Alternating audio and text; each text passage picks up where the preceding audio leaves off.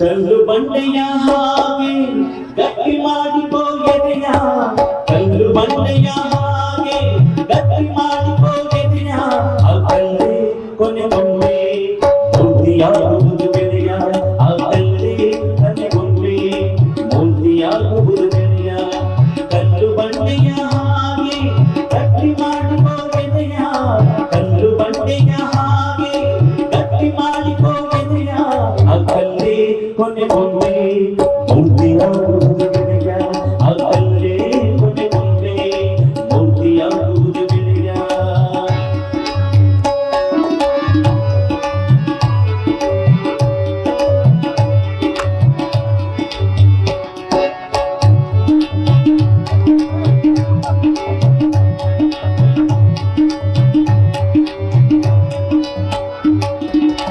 ಹುಡಿಯಿಂದ ಹೊಡೆದು ನಿತ್ಯ ಕಾಡುವ ಮುಗಿದು ಹೊಡೆದು ಹೋದರೆ ನೀರು ಹುಡಿಯಿಂದ ಹೊಡೆದು ನಿತ್ಯ ಕಾಡುವ ಮುಗಿದು ಹೊಡೆದು ಹೋದರೆ ನೀರು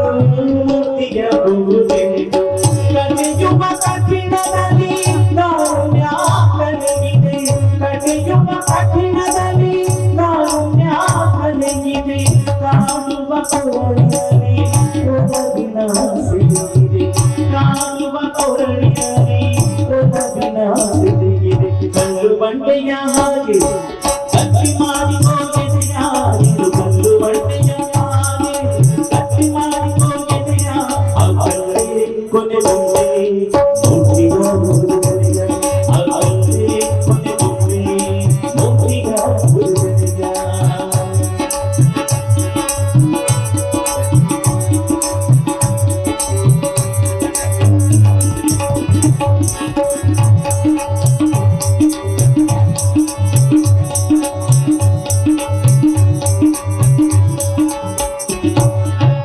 ಫಲ ಕೊಡುವ ಗಿಡಕ್ಕೆ ತಾನೆ ಕಲ್ಲು ಹೊಡೆದು ನೋಡುವರು, ಫಲ ಕೊಡುವ ಗಿಡಕ್ಕೆ ತಾನೆ ಕಲ್ಲು ಹೊಡೆದು ನೋಡುವರು, ಫಲ ನೀಡ ಭೂಮಿಗೆ ಹಿಂಸೆ ಮಾಡಿ ಕಾಡುವರು, ಫಲ ನೀಡ ಭೂಮಿಗೆ ಹಿಂಸೆ ಮಾಡಿ ಕಾಡುವರು.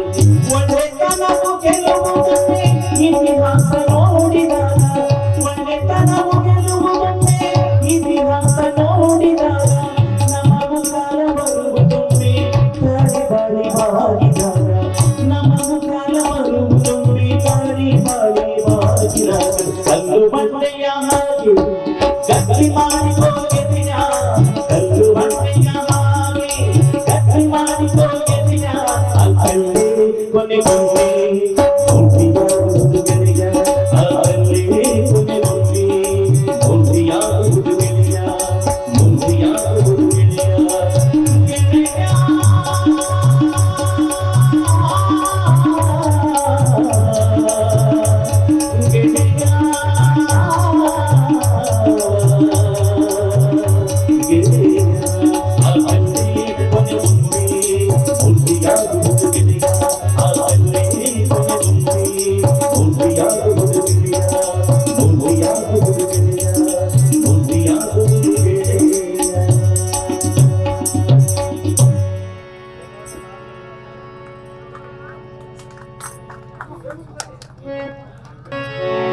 ಓ ನಾಡ ಜನಗಳೇ, ನಿಮ್ಮ ಕೈಲಿದೆ ಈ ಘಳಿಗೆ,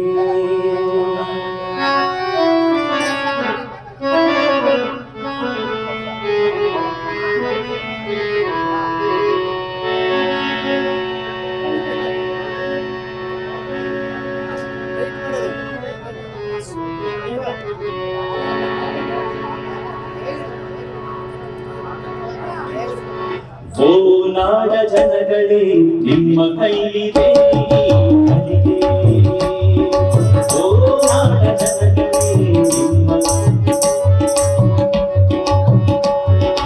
ಓ ನಾಡ ಜನಗಳೇ, ನಿಮ್ಮ ಕೈಲಿದೆ ಈ ಘಳಿಗೆ, ಓ ನಾಡ ಜನಗಳೇ, ನಿಮ್ಮ ಕೈಲಿದೆ ಈ ಘಳಿಗೆ.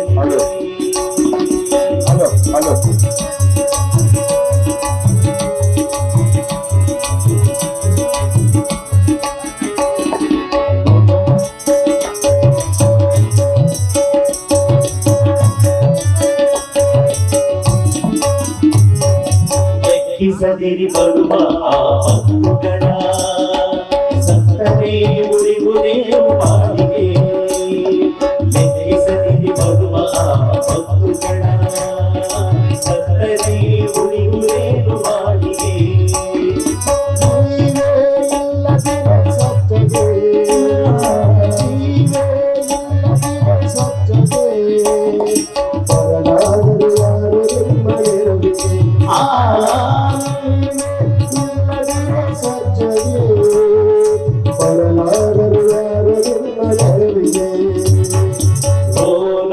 ಜನಗಳೇ ನಿಮ್ಮ ಕೈಲಿದೆ ಈಗಳಿಗೆ ಓ ನಾಡ ಜನಗಳೇ ನಿಮ್ಮ ಕೈಲಿದೆ ಈಗಳಿಗೆ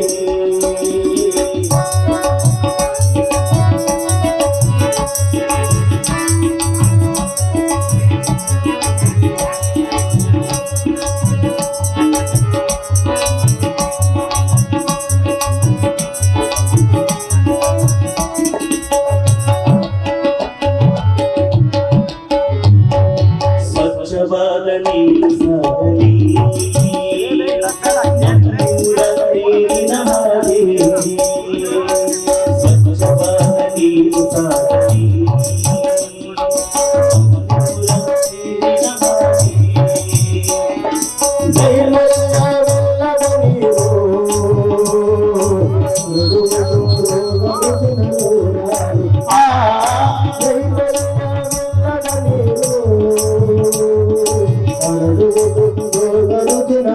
ಹಾಗೆ ಓ ನಾಡ ಜನಗಳೇ ನಿಮ್ಮ ಕೈಲಿದೆ ಈಗಳಿಗೆ ಓ ನಾಡ ಜನಗಳೇ ನಿಮ್ಮ ಕೈಲಿದೆ ಈಗಳಿಗೆ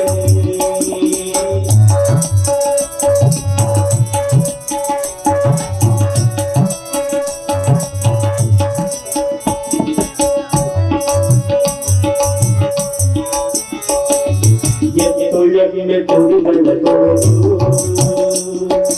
ಒಳ್ಳೆ ಮನಗಳ ಸಂತೆ ಮಾಡಿದೆ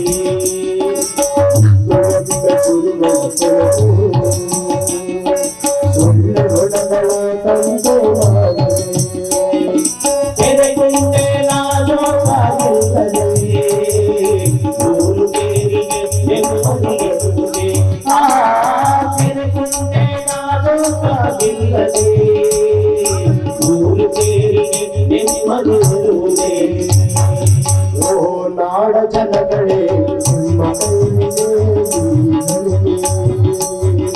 ಓ ನಾಡ ಜನಗಳೇ ನಿಮ್ಮ ಕೈಲಿದೆ ಈಗಳಿಗೆ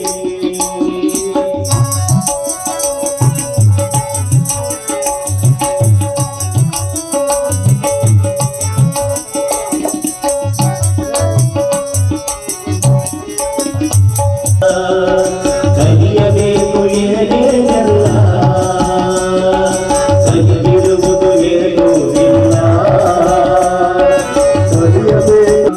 ಶುದ್ಧ ನೀರು ಪರಿಶುದ್ಧ ಗಾಳಿ ಜೀವಕೋಟಿಗೆ ಅಮ್ಮನ ಲಾಲಿ ಆ ಶುದ್ಧ ನೀರು ಪರಿಶುದ್ಧ ಗಾಳಿ ಜೀವಕೋಟಿಗೆ ಅಮ್ಮನ ಲಾಲಿ ಓ ನಾಡ ಜನಗಳೇ ನಿಮ್ಮ ಕೈಲಿದೆ ಈಗಳಿಗೆ ಓ ನಾಡ ಜನಗಳೇ ನಿಮ್ಮ ಕೈಲಿದೆ ಈಗಳಿಗೆ ಓ ನಾಡ ಜನಗಳೇ ಬರಿದೆ ನಾಡಲೇ ನೀನಾಗಲೇ ನರಕದಲ್ಲಿ ಅತ್ತಿ ನೀನಾಗಲೇ ನರಕದಲ್ಲಿ ಅತ್ತಿ ನೀನೆತ್ತು ಹೋಗ ನೀನೆತ್ತು ಹೋಗ ನೀನೆತ್ತು ಹೋಗ ನೀನೆತ್ತು ಹೋಗ ಶಂಭುಜೇಶ್ವರ ಶಂಭುಜೇಶ್ವರ ಶಂಭುಜೇಶ್ವರ ಶಂಭುಜೇಶ್ವರ ಲಂಚ ವಂಚನಕ್ಕೆ ಕೈಯಾನದ ಭಾಷೆ ಲಂಚ ವಂಚನಕ್ಕೆ ಕೈಯಾನದ ಭಾಷೆ ಬಟ್ಟೆಯಲ್ಲಿ ಒಂದು ವಸ್ತ್ರ ಬಿದ್ದಿದ್ದಾಳೆ ಬಟ್ಟೆಯಲ್ಲಿ ಒಂದು ವಸ್ತ್ರ ಬಿದ್ದಿದ್ದಾಳೆ ನಾನು ಕೈ ಮುಟ್ಟಿ ಎತ್ತಿದೆ ನಾನುಡೆ ನಾನು ಕೈ ಮುಟ್ಟಿ ಎತ್ತಿದೆ ನಾನುಡೆ ನಿಮ್ಮನೆ ನಿಮ್ಮ ಪ್ರಮತರಾಣಿ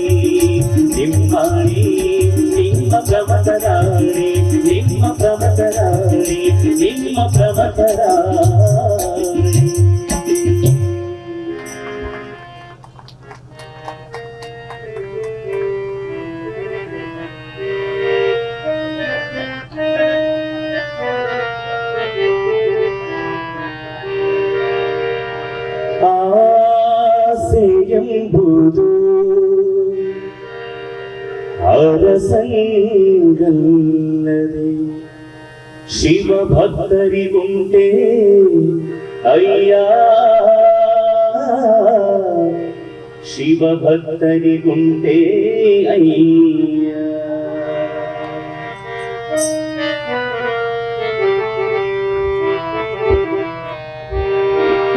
ಆಸೆಯೆಂಬುದು ಅರಸಂಗಲ್ಲದೆ ಆಸೆಯೆಂಬುದು ಅರಸಂಗಲ್ಲದೆ ಶಿವಭಕ್ತರಿಗುಂಟೆ ಅಯ್ಯ ಶಿವಭಕ್ತರಿಗುಂಟೆ ಅಯ್ಯ ಶಿವಭಕ್ತರಿಗುಂಟೆ ಅಯ್ಯ ಶಿವಭಕ್ತರಿಗುಂಟೆ ಅಯ್ಯ ರೋಷವೆಂಬುದು ಯಮದೂತರಿಗಲ್ಲದೆ ರೋಷವೆಂಬುದು ಯಮದೂತರಿಗಲ್ಲದೆ ಆತರಿಗುಂಟೆ ಅಯ್ಯ ಆತರಿಗುಂಟೆ ಅದಾತರಿಗುಂಟೆ ಅಯ್ಯ ಅಯ್ಯ ಆಸೆಯೆಂಬುದು ಅರಸಂಗಲ್ಲದೆ ಆಸೆಯೆಂಬುದು ಅರಸಂಗಲ್ಲದೆ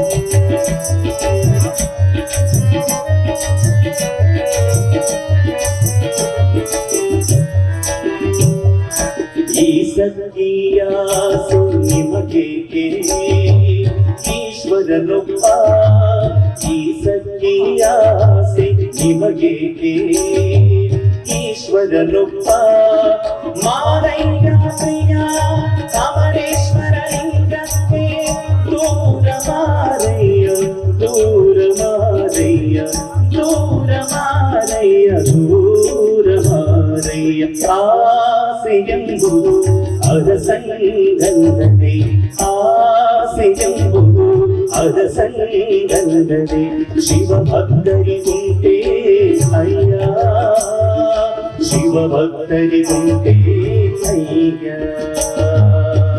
ರೋಷವೆಂಬುದು ಯಮದೂತರಿಗಲ್ಲದೆ ರೋಷವೆಂಬುದು ಯಮದೂತರಿಗಲ್ಲದೆ ಅಜತರಿಗುಂಟೆ ಅಯ್ಯ ಅಜತರಿಗುಂಟೆ ಅಜಾತರಿಗುಂಟೆ ಅಯ್ಯ ಅಯ್ಯ ಆಸೆಯೆಂಬುದು ಅರಸಂಗಲ್ಲದೆ ಆಸೆಯೆಂಬುದು ಅರಸಂಗಲ್ಲದೆ ಆಸೆಯೆಂಬುದು ಅರಸಂಗಲ್ಲದೆ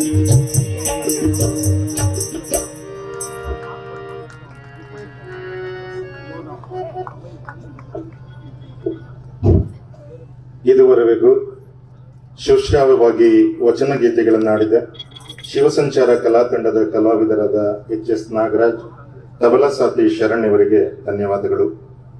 ಬಸವಾದಿ ಶರಣರನ್ನ ಋನ್ಮಂಗಳದಲ್ಲಿ ಸ್ಮರಿಸಿಕೊಳ್ಳುತ್ತಾ ದಿವ್ಯ ಸಾನ್ನಿಧ್ಯವನ್ನು ವಹಿಸಿರುವ ಪೂಜ್ಯ ಶ್ರೀಗಳವರಿಗೆ ಭಕ್ತಿಪೂರ್ವಕ ಪ್ರಣಾಮಗಳನ್ನ ಸಮರ್ಪಣೆ ಮಾಡಿ, ಒಲೆಹತ್ತಿ ಉರಿದೊಡೆ ನಿಲ್ಲಬಹುದಲ್ಲದೆ ದರಿಹತ್ತಿ ಉರಿದೊಡೆ ನಿಲ್ಲಬಹುದೇ, ಏರಿ ನೀರುಂಬಡೆ ಬೇಲಿಯೇ ಎತ್ತು ಒಲವ ಮೇಯ್ವಡೆ, ನಾರಿ ತನ್ನ ಮನೆಯಲ್ಲಿ ಕಳುವಡೆ, ತಾಯಿಯ ಮೊಲೆ ಹಾಲು ನಂಜಾಗಿ ಕೊಲ್ಲುವಡೆ, ಇನ್ನಾರಿಗೆ ದೂರುವೆ ಕೂಡಲ ಸಂಗಮ ದೇವ ಎನ್ನುವ ಬಸವಣ್ಣನವರ ವಚನದ ಉಕ್ತಿಯಂತೆ ನಾಗರಿಕತೆಯ ನಾಗಾಲೋಟದಲ್ಲಿ ಮನುಷ್ಯತ್ವದ ನೆಲೆಯನ್ನ ದಾಟಿ ಮಿತಿಮೀರಿದ ದುರಾಸೆ, ಕೊಳ್ಳುಬಾಕ ಸಂಸ್ಕೃತಿ, ಜನರ ಮಧ್ಯೆ ಇದ್ದ ಪ್ರೀತಿ, ವಿಶ್ವಾಸ, ಅನುಕಂಪ, ಮಾನವೀಯ ಮೌಲ್ಯಗಳು ಅಧಪತನಕ್ಕೆ ಹೋಗುತ್ತಿರುವ ಈ ಸಂದರ್ಭದಲ್ಲಿ ಗಾಂಧೀಜಿಯವರ ಆಧ್ಯಾತ್ಮಿಕ ಚಿಂತನೆಯ ಸರ್ವೋದಯ ಸಿದ್ಧಾಂತ ತೀರ ಅತ್ಯಗತ್ಯವಾಗಿದೆ.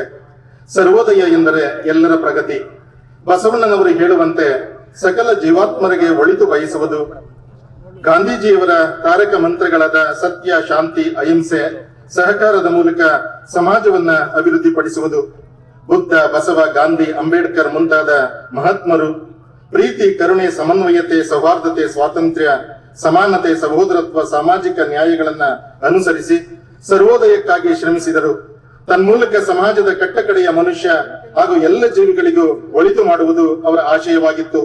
ಕಳೆದ 20-30 ವರ್ಷಗಳಿಂದ ಪರಿಸರ, ಕೃಷಿ, ಆರೋಗ್ಯ, ಶಿಕ್ಷಣ ಮತ್ತು ರಾಜಕೀಯ ಕ್ಷೇತ್ರಗಳು ಅವನತಿಯತ್ತ ಸಾಗುತ್ತಿದ್ದು, ಅವುಗಳ ಪುನರುತ್ಥಾನ ಮಾಡುವ ಸತ್ಕಾರ್ಯ ಈ ನಾಡಿನ ಪ್ರಬುದ್ಧ ಚಿಂತಕರದಾಗಿದೆ. ಈ ನರಕದಿಂದ ಪಾರಾಗಲು ಇರುವ ದಾರಿ ಎಂದರೆ ಬಸವಣ್ಣನವರು ಹೇಳುವಂತೆ ಇವ ನಮ್ಮವ ದಯವೇ ಧರ್ಮದ ಮೂಲವಯ್ಯ ಎನ್ನುವ ಹೃದಯವಂತಿಕೆ ನಮ್ಮದಾಗಬೇಕು. ಇದಕ್ಕೆ ಅರಿವು ಆಧಾರಿತ ಸಾಮೂಹಿಕ ಚಿಂತನೆ ಮತ್ತು ಕಾರ್ಯಾಚರಣೆಯ ಅಗತ್ಯವಿದೆ.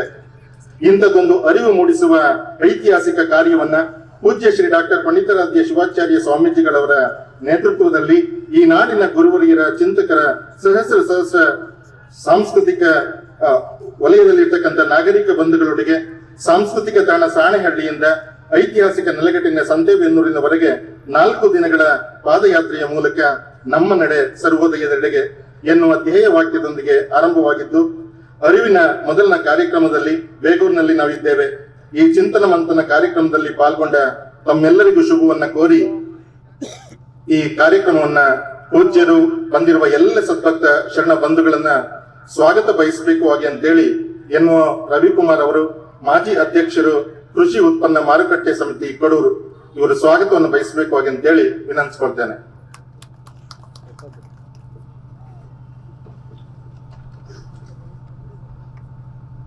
ಲಿಂಗೈಕ್ಯ ತರಳಬಾಳು ಜಗದ್ಗುರು ಶಿವಕುಮಾರ ಶಿವಾಚಾರ್ಯ ಮಹಾಸ್ವಾಮಿಗಳನ್ನ ಮನದಾಳದಲ್ಲಿ ನೆನೆಯುತ್ತಾ ದಿವ್ಯ ಸಾನ್ನಿಧ್ಯ ವಹಿಸಿರುವ ಪೂಜ್ಯ ಗುರುವೃಂದಕ್ಕೆ ಭಕ್ತಿಪೂರ್ವಕ ಪ್ರಣಾಮಗಳನ್ನು ಸಮರ್ಪಿಸುತ್ತಾ ಸಕಲ ಜೀವಾತ್ಮರಿಗೆ ಒಳಿತು ಬಯಸುವ ಐತಿಹಾಸಿಕ ಜಾಗೃತ ಯಾತ್ರೆ ನಮ್ಮ ನಡೆ ಸರ್ವೋದಯಗಳಿಗೆ ಬಸವ ಬುದ್ಧ ಗಾಂಧಿ ಕಂಡ ಸರ್ವೋದಯದ ಕನಸನ್ನು ನನಸು ಮಾಡುವ ಪರಿಸರ ಜಾಗೃತಿ, ಕೃಷಿಯ ಬಗ್ಗೆ ಮರುಚಿಂತನೆ, ಶಿಕ್ಷಣದಲ್ಲಿ ಪರಿವರ್ತನೆ, ಆರೋಗ್ಯ, ರಾಜಕೀಯ ಕ್ಷೇತ್ರದ ಸುಧಾರಣೆ ಈ ಅಂಶಗಳನ್ನು ಜಾಗೃತಗೊಳಿಸುವ ಸಲುವಾಗಿ ಸಾಂಸ್ಕೃತಿಕ ಕ್ಷೇತ್ರ ಸಾಣೆಹಳ್ಳಿಯಿಂದ ಐತಿಹಾಸಿಕ ಕ್ಷೇತ್ರ ಸಂತೆಬೆನ್ನೂರವರೆಗೆ ಜನಜಾಗೃತಿ ಮೂಡಿಸುವ ಸಲುವಾಗಿ ಪೂಜ್ಯ ಶ್ರೀ ಡಾಕ್ಟರ್ ಪಂಡಿತಾರಾಧ್ಯ ಶಿವಾಚಾರ್ಯ ಸ್ವಾಮಿಗಳ ನೇತೃತ್ವದಲ್ಲಿ 4 ದಿನದ ಪಾದಯಾತ್ರೆ ಮೊದಲ ದಿನದ ಮಧ್ಯಾಹ್ನದ ಕಾರ್ಯಕ್ರಮ ದಿವ್ಯ ನೇತೃತ್ವ ಸಾನ್ನಿಧ್ಯ ವಹಿಸಿರುವ ಪೂಜ್ಯ ಡಾಕ್ಟರ್ ಪಂಡಿತಾರಾಧ್ಯ ಶಿವಾಚಾರ್ಯ ಸ್ವಾಮಿಗಳನ್ನು ಭಕ್ತಿಪೂರ್ವಕವಾಗಿ ಸ್ವಾಗತ ಬಯಸುತ್ತೇನೆ. ಅದೇ ರೀತಿ ಪಾಂಡಮಟ್ಟಿ ಕಮತಳ್ಳಿ ಪೂಜ್ಯರಾದ ಗುರುಬಸವ ಸ್ವಾಮಿಗಳನ್ನು ಭಕ್ತಿಪೂರ್ವಕವಾಗಿ ಸ್ವಾಗತ ಬಯಸುತ್ತೇನೆ. ಶ್ರೀ ಓಂಕಾರೇಶ್ವರ ಮಹಾಸ್ವಾಮಿಗಳವರು ಭಕ್ತಿಪೂರ್ವಕವಾಗಿ ಸ್ವಾಗತ ಬಯಸುತ್ತೇನೆ. ಮಾಡಾಳು ಪೀಠದ ಶ್ರೀ ರುದ್ರಮುನಿ ಸ್ವಾಮಿಗಳನ್ನು ಭಕ್ತಿಪೂರ್ವಕವಾಗಿ ಸ್ವಾಗತವನ್ನು ಬಯಸುತ್ತೇನೆ. ಯಳನಾಡು ಸಂಸ್ಥಾನದ ಪೂಜ್ಯ ಜ್ಞಾನಪ್ರಭು ಸಿದ್ದರಾಮ ದೇಶಿಕೇಂದ್ರ ಮಹಾಸ್ವಾಮಿಗಳು ಅವರಿಗೂ ಸಹ ಸ್ವಾಗತವನ್ನು ಬಯಸುತ್ತೇನೆ. ಈ ದಿನದ ಅರಿವು ಮೂಡಿಸಲು ಚಿಂತನೆಗಳನ್ನು ನಮ್ಮೊಟ್ಟಿಗೆ ಹಂಚಿಕೊಳ್ಳಲಿರುವ ಶ್ರೀ ಚಂದ್ರಶೇಖರ್ ನಾರಾಯಣಪುರ ಸಾವಯವ ಕೃಷಿಕರು, ಇವರಿಗೂ ಸಹ ತುಂಬ ಹೃದಯದ ಸ್ವಾಗತವನ್ನು ಬಯಸುತ್ತೇನೆ. ಅದೇ ರೀತಿ ಶಿವನಗಿರಿ ಬಸಲಿಂಗಪ್ಪನವರು ದಾವಣಗೆರೆ, ಇವರಿಗೂ ಸಹ ಸ್ವಾಗತವನ್ನು ಬಯಸುತ್ತೇನೆ. ಅದೇ ರೀತಿ ಈಗ ಆಗಮಿಸಿರುವ ಎಲ್ಲ ಸಾಹಿತಿಗಳನ್ನು ತುಂಬ ಹೃದಯದಿಂದ ಸ್ವಾಗತಿಸುತ್ತೇನೆ. ವಿಶೇಷವಾಗಿ ಚಲನಚಿತ್ರ ನಟಿ ಪೂಜಾ ಗಾಂಧಿ ಅವರು ಆಗಮಿಸಿದ್ದಾರೆ, ಅವರಿಗೂ ಸಹ ತುಂಬ ಹೃದಯದ ಸ್ವಾಗತವನ್ನು ಬಯಸುತ್ತೇನೆ. ಮಾಜಿ ಶಾಸಕರಾದ ಕಡೂರಿನ ವೈಎಸ್ಪಿ ದತ್ತಾರವರು ಸಹ ಆಗಮಿಸಿದ್ದಾರೆ, ಅವರಿಗೂ ಸಹ ಸ್ವಾಗತವನ್ನು ಬಯಸುತ್ತೇನೆ. ಶ್ರೀಯುತ ಮಹಿಮಾ ಪಾಟೀಲ್ ಅವರು ಮಾಜಿ ಶಾಸಕರು ಚನ್ನಗಿರಿ, ಇವರು ಸಹ ಸ್ವಾಗತವನ್ನು ಬಯಸುತ್ತೇನೆ. ಹಾಗೆ ವೇದಿಕೆ ಮೇಲಿರುವ ಎಲ್ಲ ಗುರುವಂದರಿಗೂ ಸಾಹಿತಿಗಳಿಗೂ ಈ ಪಾದಯಾತ್ರೆಗೆ ಆಗಮಿಸಿರುವ ಎಲ್ಲ ಭಕ್ತಾದಿಗಳು ತುಂಬ ಹೃದಯದ ಸ್ವಾಗತವನ್ನು ಬಯಸುತ್ತೇನೆ. ಈ ಕಾರ್ಯಕ್ರಮಕ್ಕೆ ಪ್ರತ್ಯಕ್ಷವಾಗಿ ಪರೋಕ್ಷವಾಗಿ ಎಲ್ಲ ಸಹಕರಿಸಿದ ಎಲ್ಲರಿಗೂ ಶರಣ ಬಂಧುಗಳಿಗೂ ಸ್ವಾಗತವನ್ನು ಬಯಸಿ ನನ್ನ ಮಾತುಗಳನ್ನು ಮುಗಿಸ್ತೇನೆ. ಜೈ ಜೈ.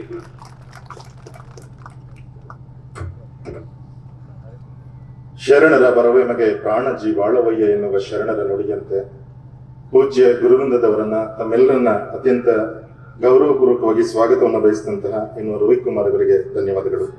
ಇದೀಗ ಈ ಕಾರ್ಯಕ್ರಮದ ಉದ್ಘಾಟನೆಯನ್ನ, ಪರಿಸರ ಜಾಗೃತಿಯನ್ನ ಮೂಡಿಸುವ ಈ ಆಂದೋಲನದ ಮೊದಲ ಭಾಗವಾಗಿ ಗಿಡಕ್ಕೆ ನೀರೆರೆಯುವುದರ ಮೂಲಕ ಈ ಕಾರ್ಯಕ್ರಮವನ್ನು ಪೂಜ್ಯರು ಎಲ್ಲ ಗುರುವೃಂದದವರು ಉದ್ಘಾಟನೆಯನ್ನು ಮಾಡಬೇಕು ಅಂತ ಹೇಳಿ ವಿನಂತಿಸ್ಕೊಳ್ತೇನೆ.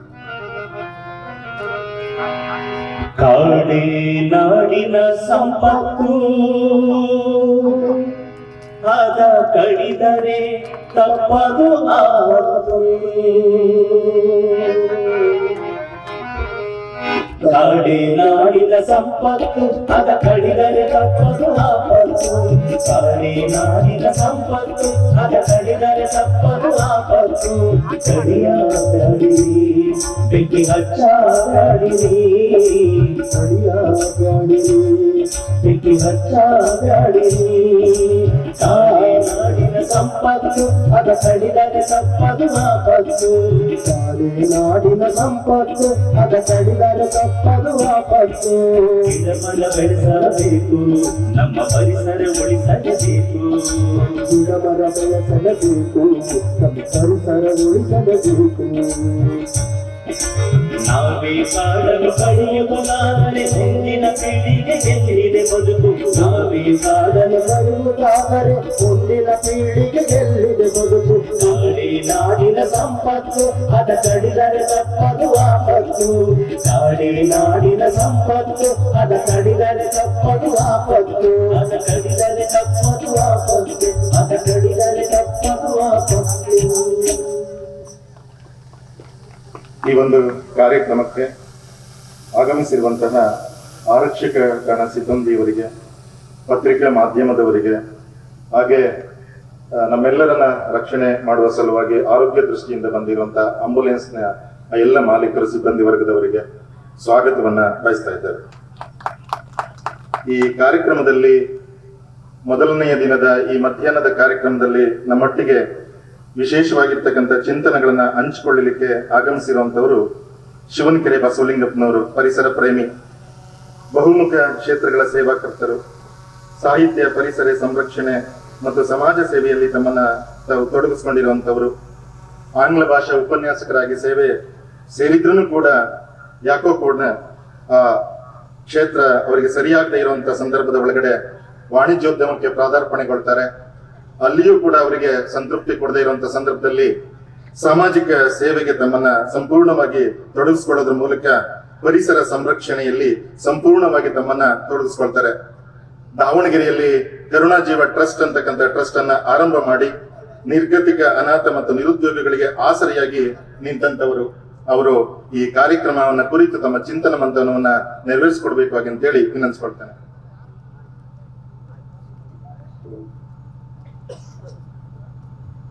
ಸರ್ವ ಪೂಜ್ಯರಿಗೂ ಭಕ್ತಿಪೂರ್ವಕವಾಗಿ ಪ್ರಣಾಮವನ್ನು ಅರ್ಪಿಸಿ, ವೇದಿಕೆಯ ಮೇಲಿರುವ ಎಲ್ಲ ಗಣ್ಯರೇ, ಬೆಳಗಿನಿಂದ ನಮ್ಮೊಟ್ಟಿಗೆ ಹೆಜ್ಜೆಯಾಗಿರ್ತಕ್ಕಂಥ ಸರ್ವೋದಯದ ಸರ್ವ ಕಾರ್ಯಕರ್ತರು, ಬೆಳಗಿನಿಂದ ನಾನು ನೋಡ್ತಾ ಇದ್ದೀನಿ, ನಿನ್ನೆ ಸಾಯಂಕಾಲದಿಂದ ಇದೊಂದು ಅಭೂತಪೂರ್ವವಾದ ಕಾರ್ಯಕ್ರಮವನ್ನು ತಾವೆಲ್ಲ ನಡೆಸಿಕೊಡ್ತಾ ಇದ್ದೀರಿ.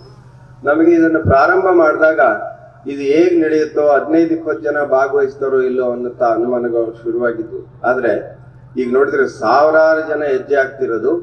ಈ 5 ಕ್ಷೇತ್ರಗಳಲ್ಲಿ ಅಮೂಲಾಗ್ರವಾದ ಬದಲಾವಣೆ ಖಂಡಿತ ಆಗಬೇಕು ಅನ್ನೋಂಥದ್ದು ತಮ್ಮೆಲ್ಲರ ಹೃದಯದಲ್ಲಿ ಇರೋದ್ರಿಂದ ನಾವು ಇದರಲ್ಲಿ ಸಕ್ರಿಯವಾಗಿ ಭಾಗವಹಿಸಿ, ನಾವು ಇದನ್ನು ಪ್ರಾರಂಭ ಮಾಡಿರೋದು ಬಹಳ ಒಳ್ಳೆಯ ಸುವರ್ಣ ಸಂಧಿ. ನೆನಪಿಸ್ಕೊಳ್ಳಿ, ನಿನ್ನೆ ತಾನೇ ನಾವು ಗಣರಾಜ್ಯೋತ್ಸವ ಮಾಡಿದ್ದೀವಿ. 75ನೇ ಗಣರಾಜ್ಯೋತ್ಸವ ಮುಗಿಸಿ 76ನೇದು ಮಾಡಿದ್ವಿ. ಗಣರಾಜ್ಯೋತ್ಸವದ ಉದ್ದೇಶಗಳೇನು? ಇನ್ನು ಮೊನ್ನೆ ತಾನೇ ಸಾಹಿತ್ಯ ಸಮ್ಮೇಳನದಲ್ಲಿ ಗುರು ಚನ್ನಬಸಪ್ಪನವರು 21 ಹಕ್ಕೊತ್ತಾಯಗಳನ್ನು ಸರ್ಕಾರಕ್ಕೆ ಮಾಡಿದ್ರು.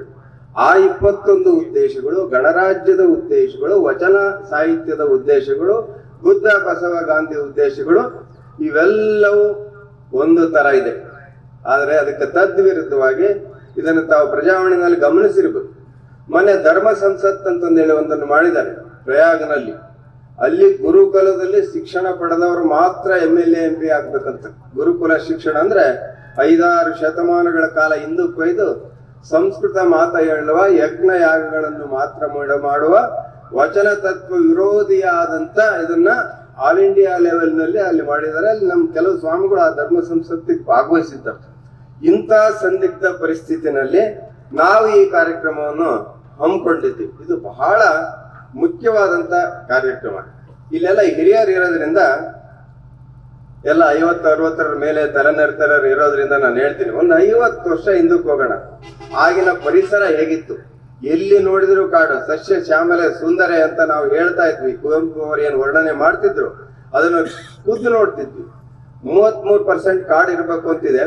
ಅದು ಕೊನೆಗೆ ಎಲ್ಲಿಗೆ ಬಂದಿದೆ? ಹಳ್ಳಿಗಳಲ್ಲಿ ಸಹಿತ ಮರಗಳನ್ನು ನೋಡೋದು ಕಷ್ಟ ಆಗಿದೆ.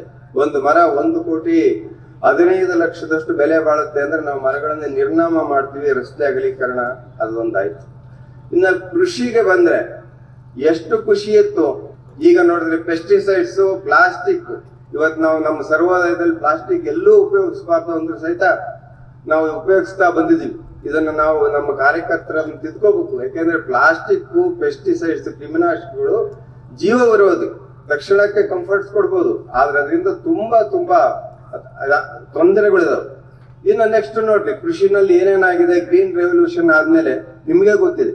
ಹಾಗಾಗಿ ನಾವೆಲ್ಲ ನವಣೆ ಬೆಳಿತಿದ್ವಿ, ನವಣೆ ತಿಂತಿದ್ವಿ, ಅದೇನು ದೊಡ್ಡ ವಿಚಾರ ಆಗಿರ್ಲಿಲ್ಲ. ರಾಗಿ ತಿನ್ನೋದು, ರಾಗಿ ಬೆಳೆಯೋದು ಎಲ್ಲ. ಈಗ ಮತ್ತೆ ಸಿರಿಧಾನ್ಯವನ್ನು ಬೆಳೆಯಬೇಕು, ತಿನ್ಬೇಕು ಅನ್ನೋಂಥ ಚಳುವಳಿ ಮಾಡೋ ಅಂತ ಕಾಲಘಟ್ಟಕ್ಕೆ ಬಂದಿದ್ವಿ. ಈ ಗೊಬ್ಬರಗಳನ್ನ ಉಪಯೋಗಿಸ್ತಿದ್ವಿ, ಈಗ ಬೇಡ ಅಂತ. ಅದೇ ರೀತಿ ಇನ್ನ ಶಿಕ್ಷಣ, ನಾವೆಲ್ಲ ಕನ್ನಡ ಮೀಡಿಯಂನಾಗ ಓದ್ತಾರೆ ನಾವೆಲ್ಲ. ನಮ್ ಕನ್ನಡನೂ ಬರುತ್ತೆ, ಇಂಗ್ಲಿಷು ಬರುತ್ತೆ, ಹಿಂದಿನೂ ಬರುತ್ತೆ. ಪ್ರಪಂಚದ ಭಾಷೆಯ ತಜ್ಞರ ಪ್ರಕಾರ ಒಂದು ಭಾಷೆಯನ್ನು, ಅದು ಮಾತೃಭಾಷೆಯನ್ನು ಚೆನ್ನಾಗಿ ಕಲಿತ್ರೆ ಇನ್ನು ಎಲ್ಲಾ ಭಾಷೆಗಳನ್ನು ಚೆನ್ನಾಗಿ ಮಾಡ್ಬೋದು, ಮಾತಾಡ್ಬೋದು, ಕಲಿಬಹುದು ಅಂತಿದೆ. ಅದನ್ನ ನೋಡಿ, ಮಾತೃಭಾಷೆಯಲ್ಲಿ ಶಿಕ್ಷಣ ಆಗುವಂಥದ್ದು ನಮ್ದು ಪ್ರಮುಖವಾದ ಹಕ್ಕೊತ್ತಾಯ ಇದೆ. ಶಿಕ್ಷಣ ಆದ್ಮೇಲೆ ಆರೋಗ್ಯ. ಚಿತ್ರದುರ್ಗದಾಗೊಂದು, ದಾವಣಗೆರೆಗೊಂದು, ಎಲ್ಲೋ ಅಲ್ಲೊಂದು ಇಲ್ಲೊಂದು ಆಸ್ಪತ್ರೆ ಇದ್ದು. ಈಗ ನೋಡ್ರಿ, ಬೀದಿಗೊಂದು, ಗಲ್ಲಿಗೊಂದು ಆಸ್ಪತ್ರೆಗಳು, ಲ್ಯಾಬೊರೇಟರಿ. ನಮ್ ದಾವಣಗೆರೆ ನೋಡ್ಬಿಟ್ರೆ ಅಲ್ಲಿ ಇನ್ನೇನೇನಿಲ್ಲ, ಬರೀ ಆಸ್ಪತ್ರೆಗಳು ಇಲ್ಲ, ಶೋಷಿಸುವಂತ ಈ ಶಿಕ್ಷಣ ಸಂಸ್ಥೆಗಳು, ಎಲ್ಲ ಸರ್ಕಾರಿ ಶಾಲೆಗಳು. ಸರ್ಕಾರಿ ಶಾಲೆಗಳು 70-80 ಸಾವಿರ ಸಂಬಳ ತಗೊಂಡು ಮುಚ್ಚಿದಾವೆ. ಅಲ್ಲಿ 10-20 ಸಾವಿರ ಸಂಬಳ ತಗೊಂಡು ಖಾಸಗಿ ಶಾಲೆಗಳು ತ್ರಯವಾಗ್ತಿದ್ದಾವೆ. ನೋಡಿ ಶಿಕ್ಷಣದ ಸ್ಥಿತಿ ಏನಾಗಿದೆ. ಆರೋಗ್ಯಕ್ಕೆ ಬಂದ್ರೆ 50-60 ವರ್ಷಕ್ಕೆ ಅಲ್ಲ ಡಮ್ ಅಂತಾರೆ. ಅದು ಮತ್ತೆ ದೊಡ್ಡ ಸಾಧನೆ ಅನ್ನೋದು ಪೇಪರ್ನಲ್ಲಿ ಬರುತ್ತೆ. ಈ ತರದ ಒಂದು ವಾತಾವರಣ. ಇನ್ನು ರಾಜಕೀಯ, ಒಂದ್ ನಿಮಿಷ.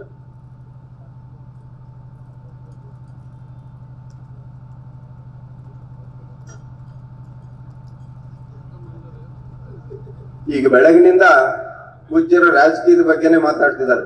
ಇವೆಲ್ಲ ಸಾಕಾರ ಆಗ್ಬೇಕು ಅಂತಂದ್ರೆ ಒಂದು 130 ಜನ ಸಜ್ಜನ MLA-ಗಳನ್ನ, ಭ್ರಷ್ಟಾಚಾರ ರಹಿತ, ಎಲ್ಲ ಟ್ರಾನ್ಸ್ಪರೆಂಟ್ ಇರೋಂಥವ್ರನ್ನ ನಾವು ಕರ್ನಾಟಕದಾದ್ಯಂತ ಇನ್ನೊಂದು 1000 ದಿವಸಗಳಲ್ಲಿ ಆಯ್ಕೆ ಮಾಡ್ಬೇಕಾಗಿದೆ. ಪರಿಸ್ಥಿತಿ ಹೇಗಿದೆ ಅಂತಂದ್ರೆ ನಾನು ವಿವರಿಸಕ್ ಹೋಗಲ್ಲ. ನಮ್ಮ ದತ್ತು ಸಾರ್ ಇದ್ದಾರೆ, ಅಂತರ್ ಮುಂಚೂಣಿಯಲ್ಲಿ ಇರಬೇಕಾದರೂ ಇವತ್ತು ಪಾಪ ಅವರ ಹೆಸರೇ ಇಲ್ಲದಂತ ಪರಿಸ್ಥಿತಿ. ಇಲ್ಲಿ ಮಹಿಮಾ ಪಟೇಲ್ 130 ಶಾಸಕರನ್ನ ಕರ್ನಾಟಕದಾದ್ಯಂತ ನಿರ್ಮಾಣ ಮಾಡ್ಬೇಕು. 75-76 ಇಸ್ವಿಗೆ ಆಗಿದೆ. ಕಾಂಗ್ರೆಸ್ ಒಂದೇ ಒಂದು, ಇನ್ಯಾರು ಇಲ್ಲ ಅಂದಾಗ ಆಯ್ತದ. ಇದೇನು ಇಂಪಾಸಿಬಲ್ ಟಾಸ್ಕ್ ಏನಲ್ಲ. ತಾವೆಲ್ಲ ಮನಸ್ಸು ಮಾಡಿದ್ರೆ ಮತ್ತೆ ಅಂತ ಮುಂಚೂಣಿಯಲ್ಲಿ, ಸಮಾಜದ ಮುಂಚೂಣಿಯಲ್ಲಿ ಪೂಜ್ಯರು ಹೇಳಿದ್ರು, ಯಾರ ಸಮಾಜದಲ್ಲಿ ಮುಂಚೂಣಿ ಇರ್ತಾರೋ ಅವ್ರು ಬರ್ಲಿ ರಾಜಕೀಯಕ್ಕೆ. ಯಾಕೆ ದುಡ್ಡಿದ್ದಾರೆ ಬರ್ಬೇಕು? 10 ಕೋಟಿ, 20 ಕೋಟಿ, 100 ಕೋಟಿ, ನಮಗಂತ ಏನು ಅರ್ಥನೇ ಆಗಲ್ಲ. ಈ ತರದ್ದು ಒಂದು ಕೆಟ್ಟ ವಾತಾವರಣ ಇದೆ. ಆದ್ರೆ ನಾವು ಎದೆಗುಂದಬಾರದು. ಫೀನಿಕ್ಸ್ನಂತೆ ಮತ್ತೆ ಎದ್ದು ಬರ್ಬೇಕು. ಈ ಪ್ರಪಂಚದ ಇತಿಹಾಸದಲ್ಲಿ ಇಂಥ 7 ಬೆಳೆಗಳು ಇದ್ದದ್ದೇ. ಬ್ರಿಟಿಷರು ಕೈ ಕೆಳಗಿದ್ವಿ, ಅದಾಯ್ತು. ಈಗ ನಾವಾಗಿ ಈ ಕನ್ಸ್ಯೂಮರ್ ಕಲ್ಚರ್, ದುಶ್ಚಟಗಳು, ಈ ಭ್ರಷ್ಟಾಚಾರದ ಆಡಳಿತ, ಪೆಸ್ಟಿಸೈಡ್ಸ್, ಪ್ಲಾಸ್ಟಿಕ್ಸ್ ಏನೇನೋ ಹೇಳ್ಕೊಂಡ್ಬಿಟ್ಟಿದ್ವಿ. ಇದು ಬರೀ ಕರ್ನಾಟಕದಲ್ಲಿ ಆಯ್ತು, ಗ್ಲೋಬಲ್ ಸಮಸ್ಯೆ ಇದು.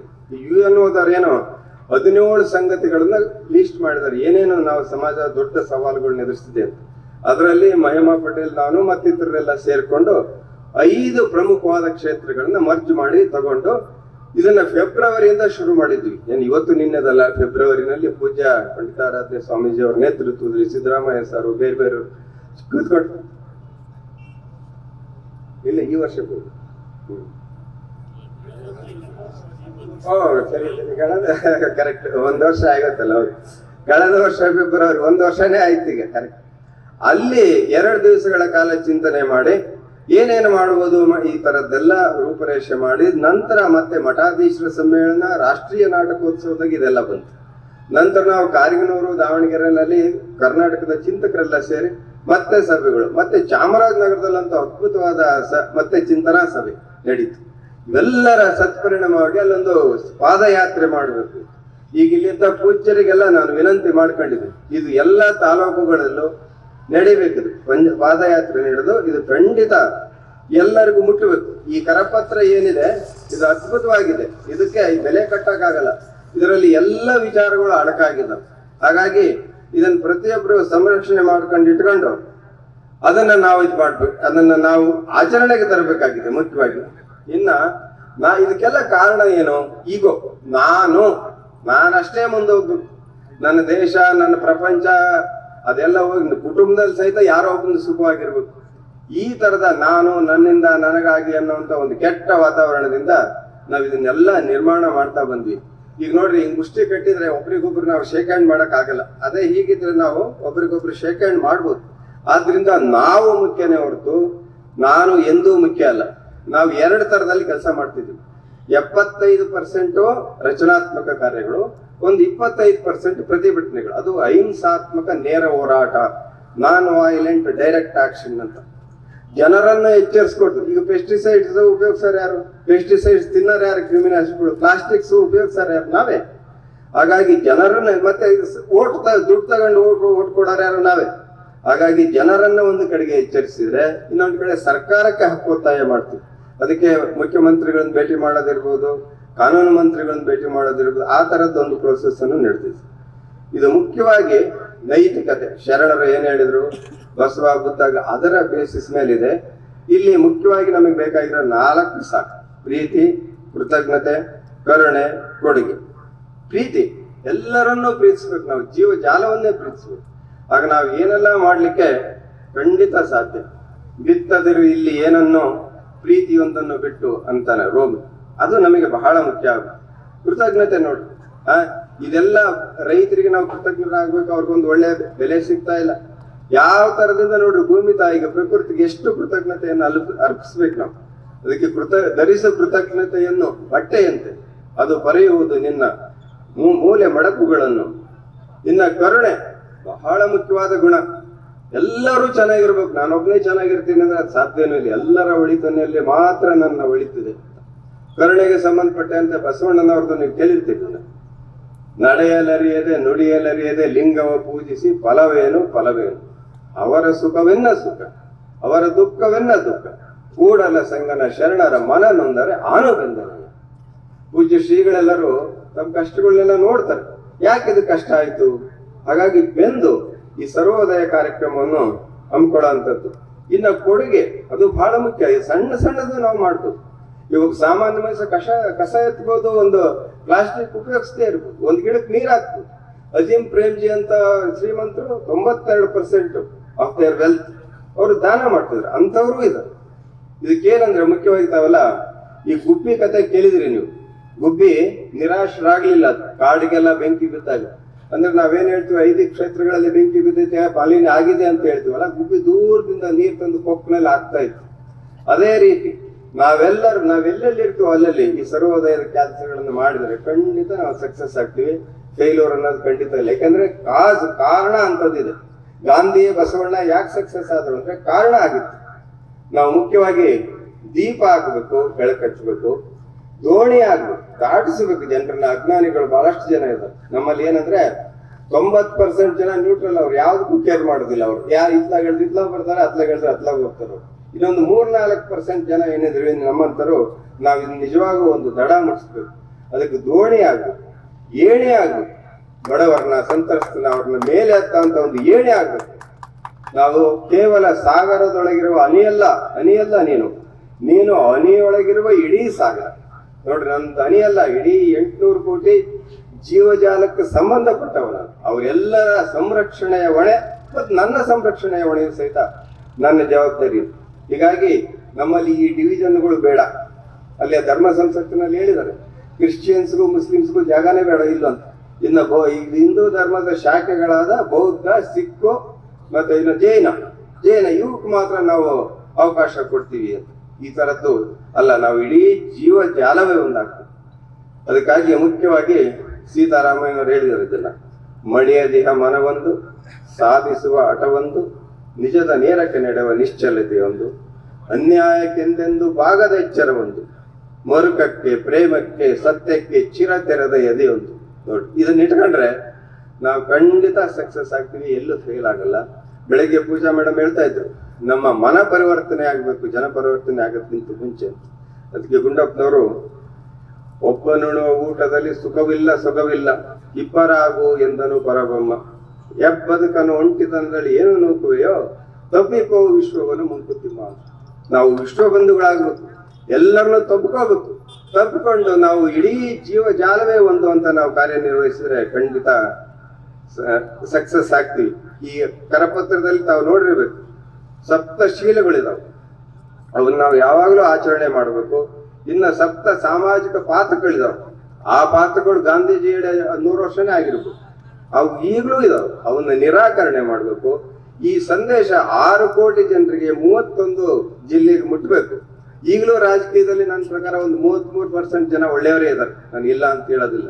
ಇನ್ನು 66% ಒಳ್ಳೆಯ ಜನನ ಆ ಕ್ಷೇತ್ರಕ್ಕೆ ತಂದು ಇವು 5 ಕ್ಷೇತ್ರಗಳಲ್ಲಿ ಬಹಳಷ್ಟು ಪರಿವರ್ತನೆ ಆಗ್ಬೇಕು. ಅದಕ್ಕೆ ನಾವೆಲ್ಲ ಇವತ್ತೇನು ಬೆಳಗಿಂದ ಶುರು ಮಾಡಿದ್ವಿ ನಡೆ, ಅದು ಕರ್ನಾಟಕದ 6 ಕೋಟಿ ಜನರಿಗೂ ಈ ಕರೆ ಮುಟ್ಟಬೇಕು. ಹಾಗಾಗಿ ಮುಖ್ಯವಾಗಿ ನಮ್ಮ ನಡೆ ನುಡಿ ಶುದ್ಧವಾಗಿರ್ಬೇಕು, ನಡೆ ನುಡಿ ಒಂದಾಗಬೇಕು. ಅವೆರಡು ಒಂದಾಗದೇ ಇದ್ರೆ ನಾವು ಖಂಡಿತ ಏನು ಮಾಡೋಕ್ಕಾಗಲ್ಲ. ಇದು ಸರ್ವರಿಂದ ಸರ್ವರಿಗಾಗಿ ಸರ್ವರಿಗೋಸ್ಕರ. ಗಾಂಧೀಜಿ ಏನ್ ಹೇಳಿದ್ರು, ಮೊದಲು ನಾನು ಆಗ್ಬೇಕು, ನಾನು ಬಯಸುವ ಬದಲಾವಣೆ ಮೊದಲು ನನ್ನಿಂದಲೇ ಆಗಲಿ ಅಂತ. ಹಾಗಾಗಿ ಒಂದು ಕಸ ಎತ್ತದಿರ್ಬೋದು, ಒಂದು ಗಿಡಕ್ಕೆ ನೀರು ಹಾಕೋದಿರ್ಬೋದು, ಇವು 5 ಏನಿದಾವೆ ಈ ಕ್ಷೇತ್ರಗಳಲ್ಲಿ ಪರಿವರ್ತನೆಯ ಬಗ್ಗೆ ನಾವು ನಿಜವಾದ ಗಂಭೀರವಾದ ಪ್ರಯತ್ನ ಮಾಡೋಣ. ಈ ದಿಸೆಯಲ್ಲಿ ಕರ್ನಾಟಕ ಇಡೀ ಭಾರತಕ್ಕೆ ಮಾಡಲಾಗ್ತದೆ.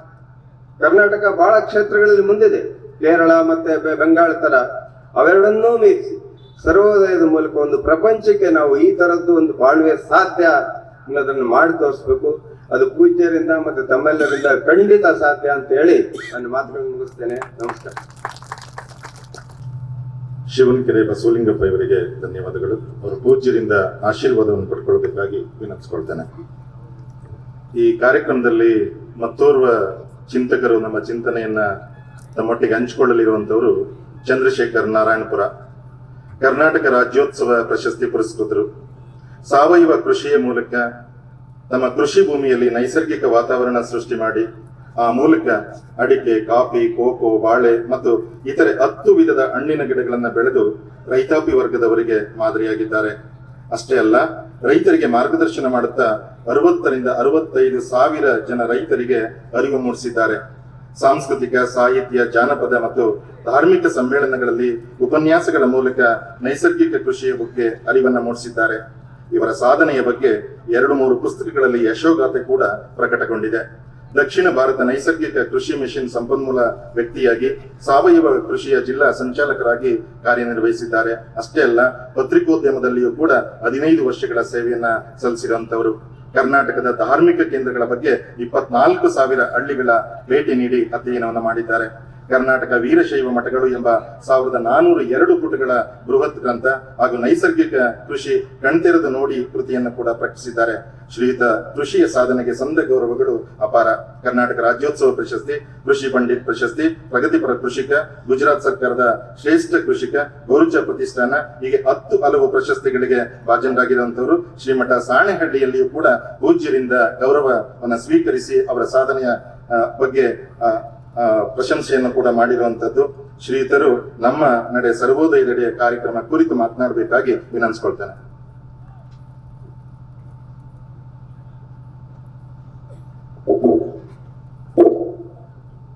ಪರಮ ಪೂಜ್ಯರೆಲ್ಲರಿಗೂ ಹಾಗೂ ವೇದಿಕೆ ಮೇಲಿರುವ ಗಣ್ಯರೇ ಮತ್ತು ನನ್ನ ಬಂಧುಗಳೇ, ಭಾರತ ಕೃಷಿ ಪ್ರಧಾನವಾದಂಥ ದೇಶ. ಈ ಪ್ರಧಾನವಾದಂಥ ದೇಶದ ಮೇಲೆ ವಿದೇಶದ ಹುನ್ನಾರದಿಂದ ನಮ್ಮ ಭಾರತದ ಕೃಷಿ ಇವತ್ತು ಅವನತಿ ಬರೋದಕ್ಕೆ ಕಾರಣವಾಯಿತು. ಹಿಂದೆ 1888ರಲ್ಲೇನೆ ಸರ್ ವಿಲಿಯಂ ಅಂತೇಳಿ ಒಬ್ಬ ವಿಜ್ಞಾನಿ ಭಾರತಕ್ಕೆ ಬಂದು, ಕೃಷಿ ವಿಜ್ಞಾನಿ ಭಾರತಕ್ಕೆ ಬಂದು, ಭಾರತೀಯ ಕೃಷಿಕರಿಗೆ ಮುಂದುವರಿದಂತ ದೇಶಗಳು ಏನನ್ನೂ ಕಲಿಸೋದಿಲ್ಲ, ಅವರಿಂದ ನಾವು ಕಲಿಬೇಕಾಗಿದ್ದು ಸಾಕಷ್ಟಿದೆ, ಹಾಗಾಗಿ ಕೃಷಿ ಕ್ಷೇತ್ರಕ್ಕೆ ಏನೋ ಅಭಿವೃದ್ಧಿ ಹೆಸರಿನಲ್ಲಿ ನೀವು ಅವ್ರನ್ನ ಸ್ಥಳಾಂತರ ಮಾಡಬೇಡಿ ಅಂತೇಳಿ ಅವರು ಒಂದು ವರದಿ ಕೊಡ್ತಾರೆ. ಅದಕ್ಕಿಂತ ಹಿಂದೆ ಓವರ್ಡ್ ಅಂತೇಳಿ ಒಬ್ಬ ವಿಜ್ಞಾನಿ ಭಾರತಕ್ಕೆ ಬಂದು ಭಾರತೀಯ ಕೃಷಿಕರು ಮಾಡ್ತಿದ್ದಂತ ಈ ಕೃಷಿ ಕೆಲಸಗಳೇನಿತ್ತು ಅದನ್ನ ಸುಮಾರು 5-6 ವರ್ಷ ಅಧ್ಯಯನ ಮಾಡಿ ಒಂದು ವರದಿ ಕೊಡ್ತಾರೆ. ಭಾರತೀಯ ಕೃಷಿಕರು ಮಾಡುತ್ತಿರುವ ಆ ಕೃಷಿ ಮಣ್ಣಿಗೂ ಮತ್ತು ಕಾಡಿನಲ್ಲಿರುವ ಮಣ್ಣಿಗೂ ಯಾವುದೇ ವ್ಯತ್ಯಾಸ ಇಲ್ಲ. ಜನ ಜಾನುವಾರುಗಳನ್ನ ಆಧಾರವಾಗಿ ಇಟ್ಕೊಂಡು ಮಾಡ್ತಿರೋಂಥ ಕೃಷಿ ಈ ಭಾರತದ ಕೃಷಿ. ಇದು ಪರಿಸರಕ್ಕೆ ಉತ್ತಮವಾದಂಥದ್ದು. ಈ ಕಾರಣಕ್ಕಾಗಿ ಇನ್ನು ಸಾವಿರಾರು ವರ್ಷ ಆದ್ರೂ ಈ ಕೃಷಿ ಮಾಡ್ತಾ ಇದ್ರೆ ಈ ಮಣ್ಣು ಯಾವತ್ತೂ ಸಾಯಲ್ಲ ಅಂತ ಸುಸ್ಥಿತಿನಲ್ಲಿದೆ. ಅದನ್ನ ನಾವು ಮುಂದುವರೆದಂತ ದೇಶಗಳು ಅನುಸರಿಸಬೇಕು ಅಂತೇಳಿ ವರದಿ ಕೊಟ್ಟು ಪಾಶ್ಚಾತ್ಯರು ನಮ್ಮನ್ನು ಅನುಸರಿಸೋದಕ್ಕೆ ಪ್ರೇರಣೆ ಕೊಡ್ತಾರೆ. ಇಂಥ ಪ್ರೇರಣೆ ಕೊಟ್ಟಂತ ಈ ದೇಶದ ಕೃಷಿ ಸ್ವತಂತ್ರ ಬಂದ ಮೇಲೆ ವಿದೇಶದ ಹುನ್ನಾರದ ಹಿನ್ನೆಲೆಯಲ್ಲಿ ಕ್ಷೀರ ಕ್ರಾಂತಿ ಮತ್ತು ಹಸಿರು ಕ್ರಾಂತಿನ ಏನು ಭಾರತಕ್ಕೆ ತಂದ್ರು, ಅವತ್ತಿಂದ ಈ ಕೃಷಿ ಪೂರ್ಣ ಪ್ರಮಾಣದ ಅವನತಿಗೆ ಹೋಯಿತು. ಕ್ಷೀರ ಕ್ರಾಂತಿ ಬಂದ ಕೇವಲ 10 ರಿಂದ 15 ವರ್ಷದಲ್ಲಿ ಭಾರತದಲ್ಲಿದ್ದಂತಹ ಗೋ ಸಂಪತ್ತು, ನಾಟಿ ಹಸುಗಳು ಅಂತೇಳಿ ನಾವು ಕರಿತೀವಲ್ಲ, ಅದು 12 ಲಕ್ಷ ಗೋತಳಿಗಳು ಭಾರತದಲ್ಲಿದ್ದು. ಇವತ್ತು ಪ್ರಪಂಚದಲ್ಲಿ 2 ಜಾತಿ ಹಸುಗಳು, ಒಂದು ಬಾಸ್ ತಾರಸ್, ಒಂದು ಬಾಸ್ ಇಂಡಿಕಾಸ್ ಅಂತೇಳಿ. ಆ ಬಾಸ್ ಇಂಡಿಕಾಸ ಈ ಭಾರತದಲ್ಲಿ ವಾಸ ಮಾಡಂತ ತಳಿ. ಇದರ ವಿಶೇಷತೆ ಏನು ಅಂದ್ರೆ, ಮಣ್ಣಿನಲ್ಲಿ, ಸಹಜವಾದಂತ ಮಣ್ಣಿನಲ್ಲಿ ಇರುವಂತಹ ಜೀವಾಣುಗಳು ಆ ದೇಶೀಯ ಹಸುವಿನ ಕರುಳಲ್ಲಿ ಅದು ಉತ್ಪತ್ತಿ ಆಗುತ್ತೆ. ಅದು ಉತ್ಪತ್ತಿಯಾಗಿ ಅದು ಕೊಡಂತ ಗೊಬ್ಬರ ಮಣ್ಣನ್ನ ಸುಸ್ಥಿರವಾಗಿಡೋದಕ್ಕೆ ನಿರಂತರವಾಗಿ ಕೆಲಸ ಮಾಡುತ್ತೆ. ಮತ್ತೆ ಅದರ ಹಾಲು ಔಷಧಿ ಗುಣ ಇರುವಂತದ್ದು. ಈ ಕಾರಣದಿಂದ ಒಂದು ವಿದೇಶದ ಹುನ್ನಾರದ ಹಿನ್ನೆಲೆಯಲ್ಲಿ ಈ ದೇಶೀಯ ತಳಿಗಳನ್ನ ನಾಶ ಮಾಡಬೇಕು ಅಂತೇಳಿ ವಿದೇಶಿ ಹಸುಗಳನ್ನ ಭಾರತಕ್ಕೆ ತಂದು HF ಜೆರ್ಸಿ ತಳಿಗಳನ್ನ ತಂದು ನಮ್ಮ ಕೃಷಿನ ಪರಿಪೂರ್ಣವಾಗಿ ಅವನತಿ ದಾರಿಗೆ ಮೊದಲನೇ ಹಂತದಲ್ಲಿ ಕೊಂಡೊಯ್ದ್ರು. ಇನ್ನು 2ನೇ ಹಂತದ್ದು ಹಸಿರು ಕ್ರಾಂತಿ. ಸ್ವಾಮಿನಾಥನ್ ಪಾಶ್ಚಿಮಾತ್ಯ ದೇಶದಲ್ಲಿ ಓದುವಂತ ವ್ಯಕ್ತಿ ಭಾರತದ ಕೃಷಿನ ಪರಿಪೂರ್ಣವಾಗಿ ಅವಲೋಕನ ಮಾಡಿದ್ದೇ ಆಗಿದ್ರೆ ಆತ ಹಸಿರು ಕ್ರಾಂತಿಗೆ ರೆಕಮೆಂಡೇಶನ್ ಮಾಡ್ತಿರ್ಲೇ ಇಲ್ಲ. ಆದ್ರೆ ನಾನು ಕಲಿತದ್ದು ಇಲ್ಲಿ ಪರಿಣಾಮ ಆಗಲಿ ಅಂತ ಹೇಳ್ಬಿಟ್ಟು ವಿದೇಶದ ಹುನ್ನಾರಕ್ಕೆ ಬಲಿಯಾದಂತ ವ್ಯಕ್ತಿ ನಮ್ಮ ಆಡಳಿತ ವ್ಯವಸ್ಥೆಗೆ ಈ ಹಸಿರು ಕ್ರಾಂತಿನ ಜಾರಿಗೆ ತರಬೇಕು ಅಂತ ಹೇಳ್ಬಿಟ್ಟು ಸುಳ್ಳು ವರದಿಗಳನ್ನ ಕೊಟ್ಟು ಅದನ್ನ ಜಾರಿಗೆ ತರೋದಕ್ಕೆ ಅವಕಾಶ ಮಾಡಿಕೊಡ್ತಾರೆ. ನೋಡಿ, ಅದು ಒಂದೇ ಒಂದು ವರದಿ ಭಾರತದಲ್ಲಿದ್ದಂತ 4 ಲಕ್ಷ ಭತ್ತದ ತಳಿಗಳು ಕೇವಲ 20 ವರ್ಷದಲ್ಲಿ ನಾಶವಾಗಿ ಹೋಗುತ್ತೆ. ಇಬ್ಬಿನಿನಲ್ಲಿ ಬೆಳೆಯಂತ ಗೋಧಿ ತಳಿ ನಾಶವಾಗಿ ಹೋಗುತ್ತೆ. ನಮ್ಮದು ಹತ್ತಿ, ಬದನೆ ನಮ್ದು, ಅದರ ಬದಲಿಗೆ ಬೀಟಿ, ಬದನೆ ಬೀಟಿ, ಹತ್ತಿ ನಮ್ಮಲ್ಲಿ ಬರೋದಕ್ಕೆ ಅವಕಾಶ ಆಗುತ್ತೆ. ಇಂಥ ಈ ಹುನ್ನಾರದಿಂದ ಭಾರತದ ಕೃಷಿ ಕೇವಲ 40 ವರ್ಷದಲ್ಲಿ 87% ಇದ್ದಂತ ಕೃಷಿಕರು ಇದಕ್ಕೆ ಬೇಸತ್ತು ಸುಸ್ತಾಗಿ ಬೇರೆ ಉದ್ಯೋಗಕ್ಕೆ ವಲಸೆ ಹೋಗ್ತಾರೆ. 40% ಕೃಷಿಕರು ವಲಸೆ ಹೋಗಿ ಇವತ್ತು ಕೇವಲ 47% ಉದ್ಯೋಗದಲ್ಲಿದ್ದಾರೆ. ಇವತ್ತು ಕೃಷಿ ಕ್ಷೇತ್ರ ಶ್ರೀಮಂತವಾಗಿದೆ, ಆದ್ರೆ ಕೃಷಿಕರು ಇನ್ನೂ ಬಡತನದಲ್ಲೇ ಇದ್ದೀವಿ. ಕಾರಣ ಏನು ಅಂತಂದ್ರೆ, ಇದು ಒಂದು ಆಡಳಿತ ವ್ಯವಸ್ಥೆಯ ಹುನ್ನಾರದ ಫಲ ಅಂತ ಹೇಳಿ ನಾನಾದ್ರೂ ಭಾವಿಸಿದ್ದೀನಿ. ಹಾಗಾಗಿ ಇದರಿಂದ ಹೊರಗೆ ಬರಬೇಕು ಅಂತಂದ್ರೆ ನಮ್ಮ ಪೂರ್ವಿಕರು, ನಮ್ಮ ಅಜ್ಜನಿಗೆ ಯಾರು ವಿಜ್ಞಾನ ಕಲಿಸ್ಕೊಟ್ಟಿದ್ರು? ಯಾರು ಕಲಿಸ್ಕೊಟ್ಟಿರ್ಲಿಲ್ಲ ಅಲ್ವಾ? ಆದ್ರೆ ಅವರು ಮಳೆ ಆಧಾರಿತವಾದಂತ ಕೃಷಿ, ಋತುಮಾನಕ್ಕೆ ಆಧಾರಿತವಾದಂತ ಕೃಷಿ ಮಾಡ್ತಾ ಇದ್ರು, ಸುಭಿಕ್ಷವಾಗಿದ್ರು ಅವರು. ಅವತ್ತು ಯಾವತ್ತು ಅನ್ನಕ್ಕಾಗಿ ಬೇರೆಯವ್ರ ಹತ್ರ ಕೈ ಚಾಚಿರ್ಲಿಲ್ಲ. ಲಕ್ಷಾಂತರ ವರ್ಷದಿಂದ ಬೇರೆಯವರಿಗೆ ಅನ್ನ ಕೊಟ್ಟಂತ ಈ ಕೈಗಳು ಇವತ್ತು ಒಂದು ರೇಷನ್ ಅಂಗಡಿ ಮುಂದೋಗಿ ಆ ರೇಷನ್ ಕೊಡಂತ ಅಕ್ಕಿಗಾಗಿ ಕೈ ಚಾಚಿ ನಿಂತು ಕ್ಯೂ ನಿಂತು ತರಂತ ಸ್ಥಿತಿ ಇವತ್ತು ರೈತರಿಗೆ ನಿರ್ಮಾಣ ಆಗಿದೆ ಅಂದ್ರೆ ಇದರಂತ ದುರಂತ ಇನ್ಯಾವುದೂ ಇಲ್ಲ ಈ ಭಾರತದಲ್ಲಿ. ಆ ಕಾರಣಕ್ಕಾಗಿ ಇವತ್ತು ಕೊಟ್ಟಂತ ಕೈಗಳು ಬೇಡದಂಗೆ ಇವತ್ತು ನಾವು ಪೂರ್ಣ ಪ್ರಮಾಣದ ಸ್ವಾವಲಂಬಿಗಳಾಗಿ ಬದುಕಬೇಕು ಅಂತಂದ್ರೆ ನಮ್ಮ ಅಜ್ಜ ಮಾಡ್ತಾ ಇದ್ನಲ್ಲ ಆ ಕೃಷಿಗೆ ನಾವು ಇವತ್ತು ಮರಳಬೇಕಾದಂತ ಅನಿವಾರ್ಯತೆ ಇದೆ.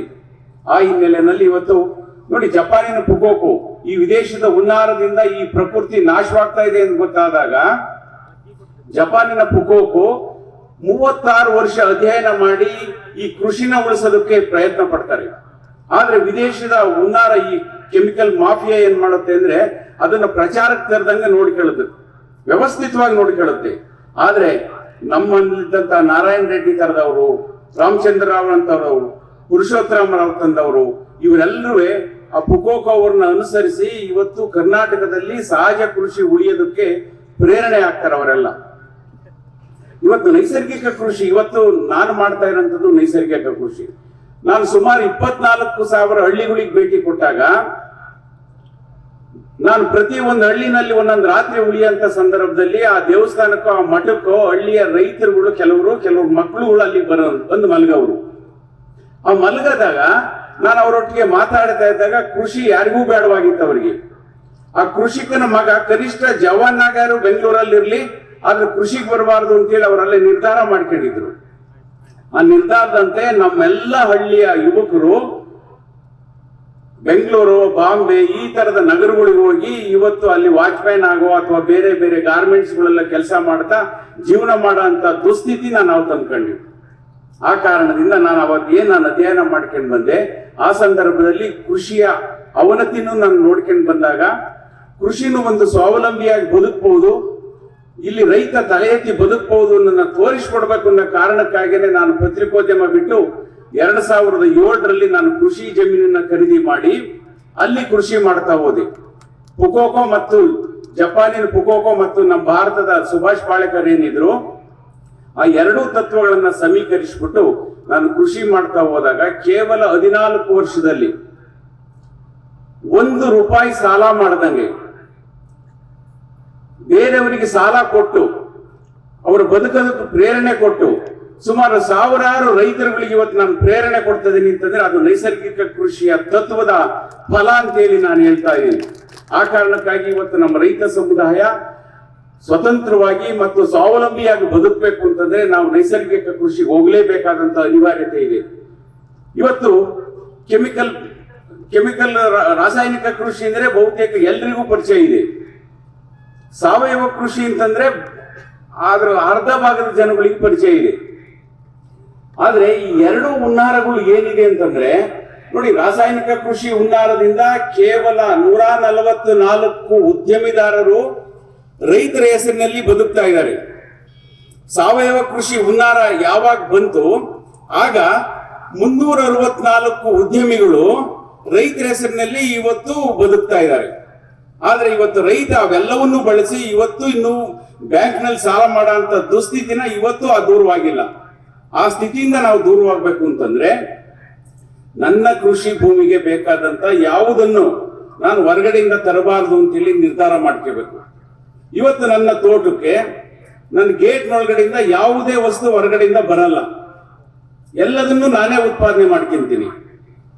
ಒಬ್ಬ ಯುವಕ ಸ್ವಾವಲಂಬಿಯಾಗಿ ಬದುಕಬಹುದು ಕೃಷಿನಲ್ಲಿ ಅಂತೇಳಿ ಮಾಡಿ ತೋರಿಸೋದಕ್ಕಾಗಿ ನಾನು ಮಾಡಿದಂತ ಪ್ರಯೋಗಗಳು ಯಾವುದು ಅಂತಂದ್ರೆ, ಜಮೀನು ತಗೊಂಡ ತಕ್ಷಣ ನಾನು ಹಸುಗಳನ್ನು ಸಾಕಿ ಹಾಲು ಉತ್ಪಾದನೆಗೆ ಮುಂದಾದೆ. ಸುಮಾರು 150 ಲೀಟರ್ ಹಾಲು ಪ್ರತಿದಿನ ಉತ್ಪಾದನೆ ಆಗೋದಕ್ಕೆ ಪ್ರಾರಂಭ ಆಯ್ತು.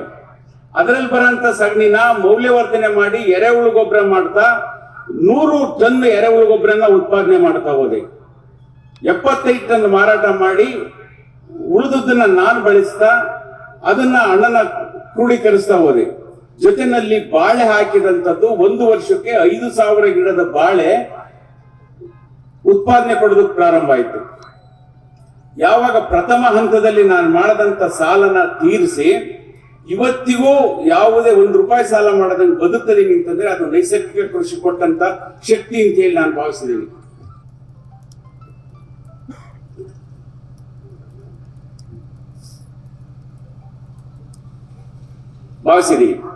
ಈ ಕಾರಣದಿಂದ ಇವತ್ತು ನೈಸರ್ಗಿಕ ಕೃಷಿ ಬಹಳ ಸರಳವಾದದ್ದು, ಮಾಡಲಾರ್ದಂತ ಕಷ್ಟದ ಕೆಲಸ ಏನಲ್ಲ.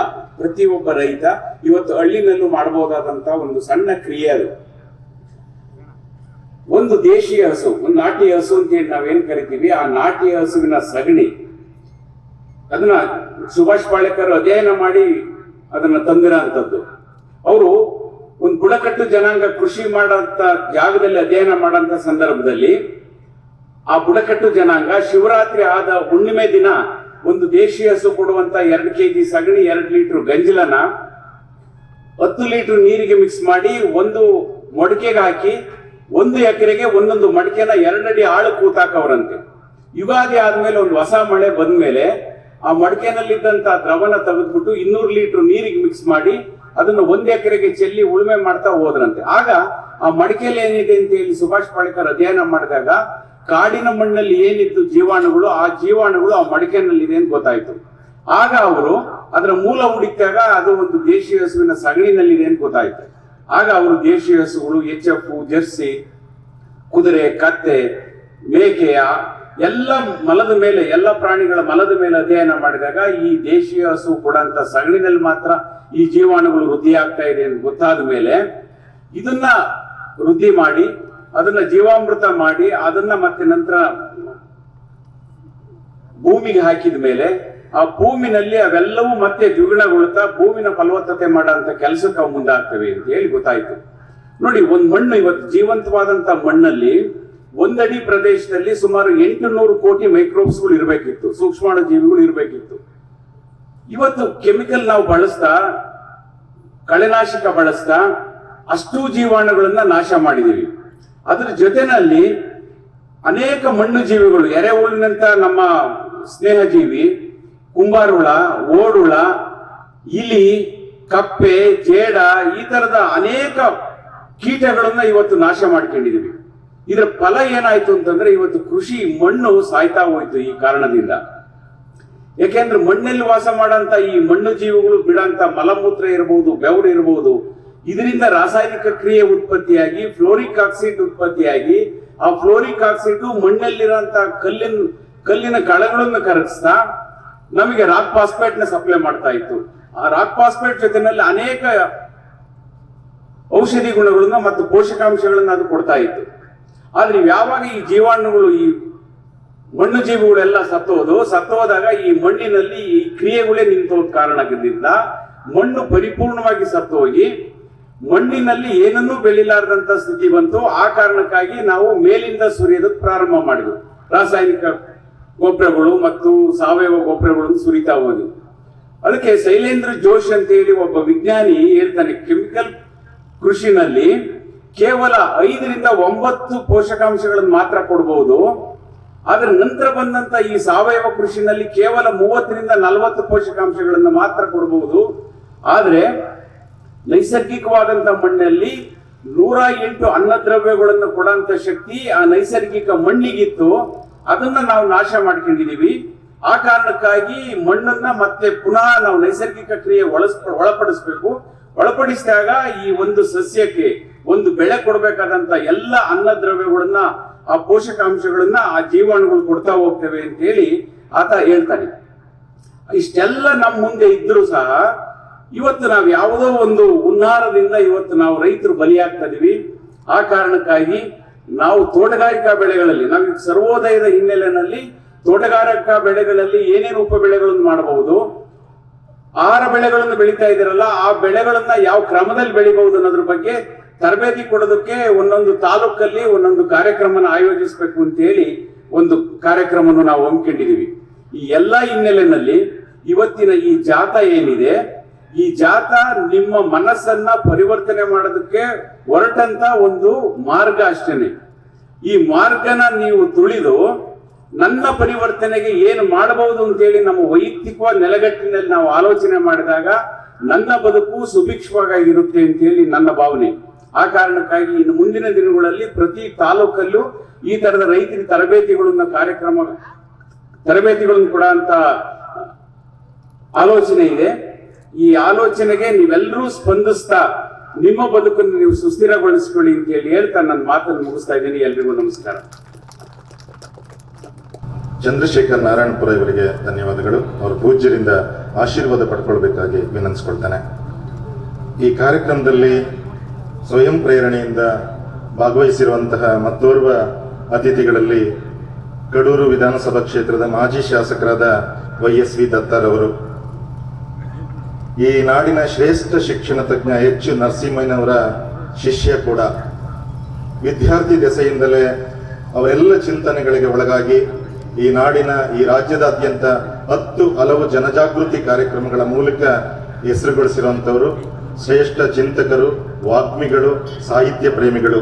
ಅವರು ಈ ಕಾರ್ಯಕ್ರಮ ಕುರಿತು ಮಾತನಾಡಬೇಕು ಅಂತ ಹೇಳಿ ವಿನಂತಿಸ್ಕೊಳ್ತಾನೆ.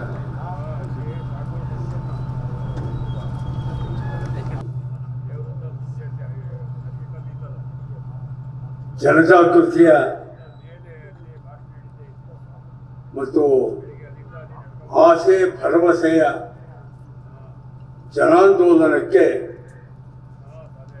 ನಾಂದಿ ಹಾಡ್ತಾ ಇರುವ ನಮ್ಮೆಲ್ಲರಿಗೂ ಮಾರ್ಗದರ್ಶಕರು, ಪ್ರೇರಕರು, ಕಾರಕರು ಆಗಿರುವ ಪೂಜ್ಯ ಪಂಡಿತಾರಾಧ್ಯ ಸ್ವಾಮೀಜಿಯವರ ಪಾದಾರವಿಂದಗಳಿಗೆ ಭಕ್ತಿಪೂರ್ವಕವಾಗಿ ನಮಸ್ಕಾರಗಳನ್ನು ಮಾಡ್ತಾ, ಹಾಗೆಯೇ ಅವರ ನೇತೃತ್ವದಲ್ಲಿ ನಡೀತಾ ಇರುವಂಥ ಈ ಜನಜಾಗೃತಿಯ ಪಾದಯಾತ್ರೆಯ ಕಾರ್ಯಕ್ರಮಕ್ಕೆ ಭುಜಬಲವಾಗಿ ನಿಂತಿರುವಂಥ ಎಲ್ಲ ಪರಮ ಪೂಜ್ಯ ಗುರುಗಳ ಪಾದಾರವಿಂದಗಳಿಗೆ ಭಕ್ತಿಪೂರ್ವಕ ಪ್ರಣಾಮಗಳನ್ನು ಅರ್ಪಿಸ್ತಾ, ವೇದಿಕೆ ಮೇಲೆ ಹಿಂದ್ಗಡೆ ಸೀಟಲ್ಲಿ ಕೂತ್ಕೊಂಡಿದ್ದಾರೆ ಸಮಾಜವಾದಿ ಚಿಂತಕರಾದ ಸಿದ್ದರಾಮಯ್ಯ ಅವರು. ನಾವು ಅವರ ಬರಹಗಳಿಂದ ಪ್ರೇರಣೆಗೊಂಡವರು. ಯುವಕರಾಗಿದ್ದಾಗ ಅವರ ಲೇಖನಗಳಿಂದ ಉತ್ತೇಜಿತರಾದವರು. ಅವರು ಈಗ ಹೆಜ್ಜೆ ಹಾಕ್ತಾ ಇದ್ದಾರೆ ಸಾಣೆಹಳ್ಳಿಯಿಂದ ಸಂತೆಬೆನ್ನೂರವರೆಗೆ. ಹಾಗೆಯೇ ಇದುವರೆಗೆ ಹಿರಿಯರಾದ ಬಸವಲಿಂಗಪ್ಪನವರು, ಚಂದ್ರಶೇಖರ್ ಅವರು ಕೃಷಿ ಪರಿಸರದ ಬಗ್ಗೆ ಹೇಳಿದ್ದಾರೆ. ನಾನು 3 ವಿಷಯಗಳು ಮಾತ್ರ 3 ನಿಮಿಷದಲ್ಲಿ ಮುಗಿಸ್ಬಿಡ್ತೇನೆ. 1, ಪರಿಸರ, ಕೃಷಿ. ಈಗಾಗಲೇ ಅವ್ರು ಹೇಳಿರೋದನ್ನ ಮತ್ತೆ ನಾವು ಹೋಗಲ್ಲ. ಆದರೆ ನಮ್ಮ ರೈತರ ಕಷ್ಟ ಹೇಗಾಗಿದೆ ಅಂತಂದ್ರೆ, ಇದು ಎಷ್ಟೋ ಸುತ್ಕೊಂಡ್ರೂ ಇದಕ್ಕೆಲ್ಲ ಯಾರಪ್ಪ ಹೊಣೆ ಅಂದ್ರೆ ನಾನು ಮಹಿಮಣ್ಯ ಆಗ್ಬಿಡ್ತೀವಿ. ಹೇಗೆ ಸುತ್ಕೊಂಡು ಅಲ್ಲಿಗೆ ಬೇಕು. ಇದನ್ನು ನಾನು ಹೇಳ್ತಿಲ್ಲ, ಕುವೆಂಪು ಹೇಳ್ತಾರೆ. ಸಾಮ್ರಾಜ್ಯ ಯಾವುದಂ ಸುಲಿಗ ರೈತರಿಗೆ. ಸಾಮ್ರಾಜ್ಯ ಯಾವುದಾದ್ರೂ ಸುಲಿಗ ರೈತರಿಗೆ. ಮೊಘಲರೋ, ವಿಜಯನಗರವೋ, ಇಂಗ್ಲಿಷರೋ, ಎಲ್ಲರೂ ಜಿಗಣೆಗಳೇ ರೈತನೆತ್ತರಿಗೆ. ರೈತನೆತ್ತರಿಗೆ. ಕತ್ತಿ ಪರಕೀಯವಾದಳೆ ಮಾತ್ರ ನೋವೇ ನಮ್ಮವರೇ ಹದ ಹಾಕಿ ತಿವಿದರೆ ಅದು ಹೂವೇ ಅಂತ. ಬಹುಶಃ ನಿಮ್ಗೆ ಅರ್ಥ ಆಯ್ತು ಅಂತ. ನಾವೀಗೆಲ್ಲ ಹಾಕ್ತಿರೋದು ಏನು ಗೊತ್ತೇ, ಕತ್ತಿ ನಮ್ಮವರೇ ಹದ ಹಾಕಿ ತಿವಿತಾ ಇದ್ದಾರೆ. ನಾವು ಹೂ ಅಂತ ಕಪ್ಪುಗಳ ಥರ ಕೂತ್ಕೊಂಡಿದ್ವಿ.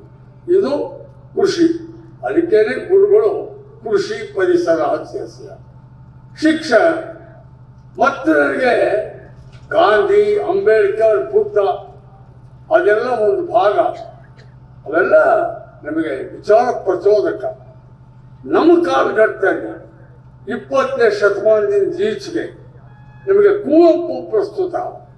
ಕುವೆಂಪು ಅವತ್ತೇ ಹೇಳ್ಬಿಟ್ರು, ತ್ರಿಭಾಷಾ ಸೂತ್ರ ಅಂತಿದೆಯಲ್ಲಪ್ಪ, ಇದರಂತ ತ್ರಿಶೂಲ ಇನ್ನೊಂದಿಲ್ಲ ಅಂದ್ರು. ಈ ಕನ್ನಡ, ಇಂಗ್ಲಿಷ್, ಹಿಂದಿ, ಈ ತ್ರಿಶೂಲ ಇದೆಯಲ್ಲ ನಮ್ಮ ಮಕ್ಕಳನ್ನ ನೇಣು ಹಾಕ್ತಾ ಇದೆ, ಕೊಯ್ತಾ ಇದೆ. ಕುವೆಂಪು ಹೇಳಿದ್ದು ತ್ರಿಭಾಷಾ ಬೇಡ, ದ್ವಿಭಾಷಾ ಸೂತ್ರ ಬೇಕು ಅಂತ. ದ್ವಿಭಾಷೆ ಅಂದ್ರೆ ಒಂದೇ. ನಮ್ದು ಯಾವುದು ಕಡ್ಡಾಯ. ಕನ್ನಡ ನಮ್ಮ ಮಾತೃಭಾಷೆ, ಅದು ಕಡ್ಡಾಯ. ಇನ್ನೊಂದು ಭಾಷೆ ಐಚ್ಛಿಕ, ಅದು ನಿನ್ನಿಷ್ಟ. ಇಂಗ್ಲಿಷಾರು ಓದ್ಕೋ, ತಮಿಳಾರು ಓದ್ಕೋ, ತೆಲುಗಾರು ಓದ್ಕೋ, ಹಿಂದಿನಾರು ಓದ್ಕೋ. 2ನೇ ಭಾಷೆ ಐಚ್ಛಿಕ. 1ನೇ ಭಾಷೆ ಕಡ್ಡಾಯ, ಅದು ಕನ್ನಡ. 2ನೇ ಭಾಷೆ ಐಚ್ಛಿಕ, ಯಾವ್ದು ಬೇಕಾದ್ರೂ ಆಗ್ಬೋದು. ಇದು ಶಿಕ್ಷಣ. ಗುರುಗಳು ಹೇಳಿಕೊಟ್ಟಿರೋದು ಪಾದಯಾತ್ರೆಯಲ್ಲಿ ದ್ವಿಭಾಷಾ ಸೂತ್ರ ಅಂತೆ. ಹಾಗಾಗಿ ಅದು 2ನೇ. ಆರೋಗ್ಯ.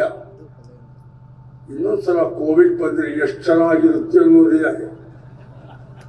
ಬಹಳ ಕಷ್ಟ ಈ ಪರಿಸ್ಥಿತಿಗಳು.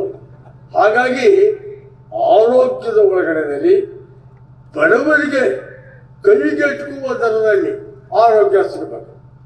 ಆದರೆ ದುರಂತ ಎಲ್ಲೋ ಒಂದು ಕಡೆ ಎಂಥ ವಿರೋಧಾಭಾಸ ಇದೆ ಅಂದರೆ, ಕನ್ನಡ ಶಾಲೆಗಳು ಮುಚ್ಚುತ್ತಾ ಇದ್ದಾವೆ, ಸರ್ಕಾರಿ ಆಸ್ಪತ್ರೆಗಳು ನೊಣೆ ಹೊಡಿತಾ ಇವೆ, ಇಂಗ್ಲಿಷ್ ಕಾನ್ವೆಂಟ್ಗಳು ಹಬ್ಬುತ್ತಾ ಇದ್ದಾವೆ, ನಮ್ಮವೆಲ್ಲ ಅಲ್ಲಿಗೆ ಸೇರಿಸ್ತಾ ಇದ್ದೀವಿ.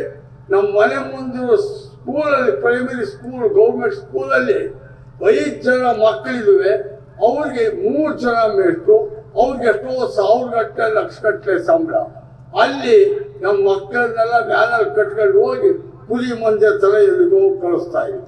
ಇದು ಇನ್ನೊಂದು ವಿಚಿತ್ರ. ಆಸ್ಪತ್ರೆಗಳ ಹಣವು ಹಾಗೆ ಲಕ್ಷಗಟ್ಟಲೆ ಸುರಿತಾ ಇದೆ ಖಾಸಗಿ ಆಸ್ಪತ್ರೆಗಳು. ಇದಕ್ಕೆ ಪರಿಹಾರ ಯೋಚನೆ ಮಾಡೋದು.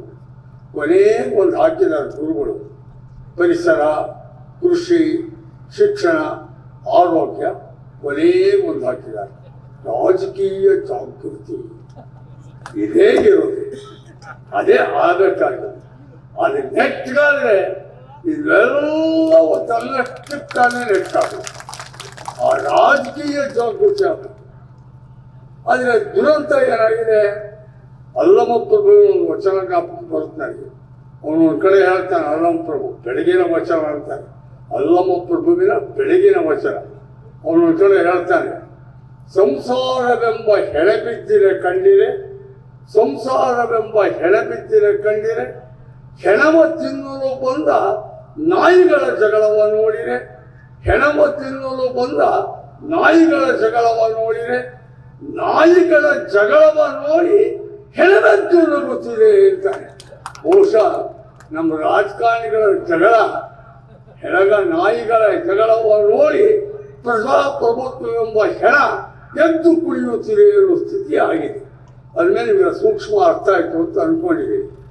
ಆದರೆ ಈ ಪಾದಯಾತ್ರೆಯಲ್ಲಿ ನಾನು ಗಮನಿಸ್ತಾ ಇರೋದು, ಯುವಕರ ಸಂಖ್ಯೆ ಕಮ್ಮಿ ಇದೆ. ಸರ್ವೋದಯದ ಕಡೆಗೆ, ನವೋದಯದ ಕಡೆಗೆ ನಾವು ಕಟ್ಟಬೇಕು ಅನ್ನುವಷ್ಟು ಹುಮ್ಮಸ್ಸಲ್ಲಿ ಈ ವಯಸ್ಸಲ್ಲಿ ಗುರುಗಳು ಬಿಸ್ತಲ್ಲಿ ನಡ್ಕೊಂಡು ಪಾದಯಾತ್ರೆ ಹೋಗ್ತೀನಿ ನಾನು ಅಂತ ಹೊರಟ್ರೆ, ವಯಸ್ಸಾದವ್ರು ನಾವುಗಳು ಹೆಚ್ಚೆ ಆಗ್ತಿದ್ದೀವಿ, ಹುಡುಗರು ಮೋಟರ್ ಬೈಕಲ್ಲಿ ಹೋಗ್ತಾ ಹೋಗ್ತಾರೆ. ನಾನು ನೋಡಿದ್ದೀನಿ ಇದನ್ನು. ನನ್ನ ಕ್ಷೇತ್ರದಲ್ಲಿ ನಾನು 1083 ಕಿಲೋಮೀಟರು ಕಂಟಿನ್ಯೂಸ್ ಪಾದಯಾತ್ರೆ ಮಾಡಿದೆ.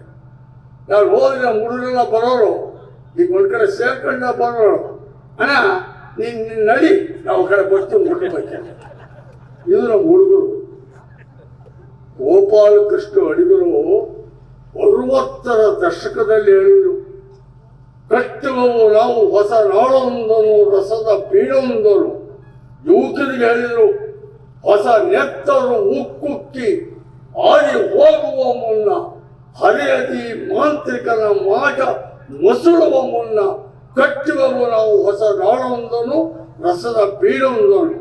ಹೊಡೆಯುವವರು ಬಂದಿರೋ, ಕೆಡವುವವರು ಬಂದಿರೋ, ಕೆಡೆನುಳಿಯುವ ಕೆಡಕು ಜನರೇ ಬನ್ನಿ, ನಿಮ್ಮ ಮಸಣದ ಮೇಲೆ ಕಟ್ಟುವವು ನಾವು ಹೊಸ ನಾಳೊಂದನು ರಸದ ಬೀಳೊಂದನು.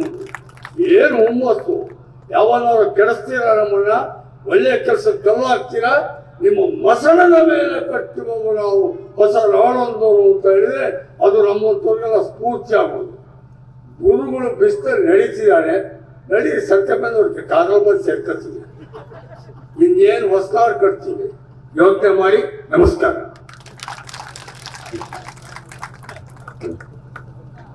ಸನ್ಮಾನ್ಯ YS ವಿ ದತ್ತರ್ ಅವರಿಗೆ ಧನ್ಯವಾದಗಳು.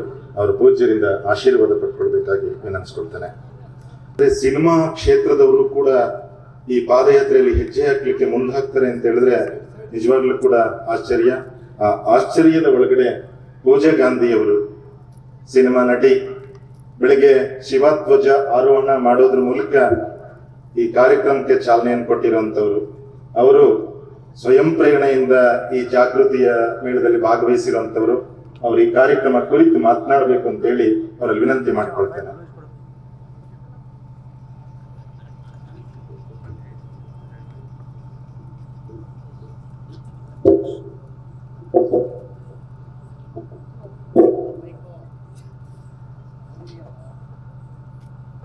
ವೇದಿಕೆ ಮೇಲೆ ಉಪಸ್ಥಿತರಿರುವ ಮತ್ತು ಇಂಥ ಪುಣ್ಯ ಕಾರ್ಯಕ್ರಮಕ್ಕೆ ನನಗೆ ಭಾಗವಹಿಸೋಕ್ಕೆ ಅವಕಾಶ ಮಾಡಿಕೊಟ್ಟಿದ್ರ ಸ್ವಾಮೀಜಿಗೆ ನಾನು ಫಸ್ಟ್ ಧನ್ಯವಾದಗಳು ಹೇಳೋಕ್ಕೆ ಇಷ್ಟಪಡ್ತೀನಿ.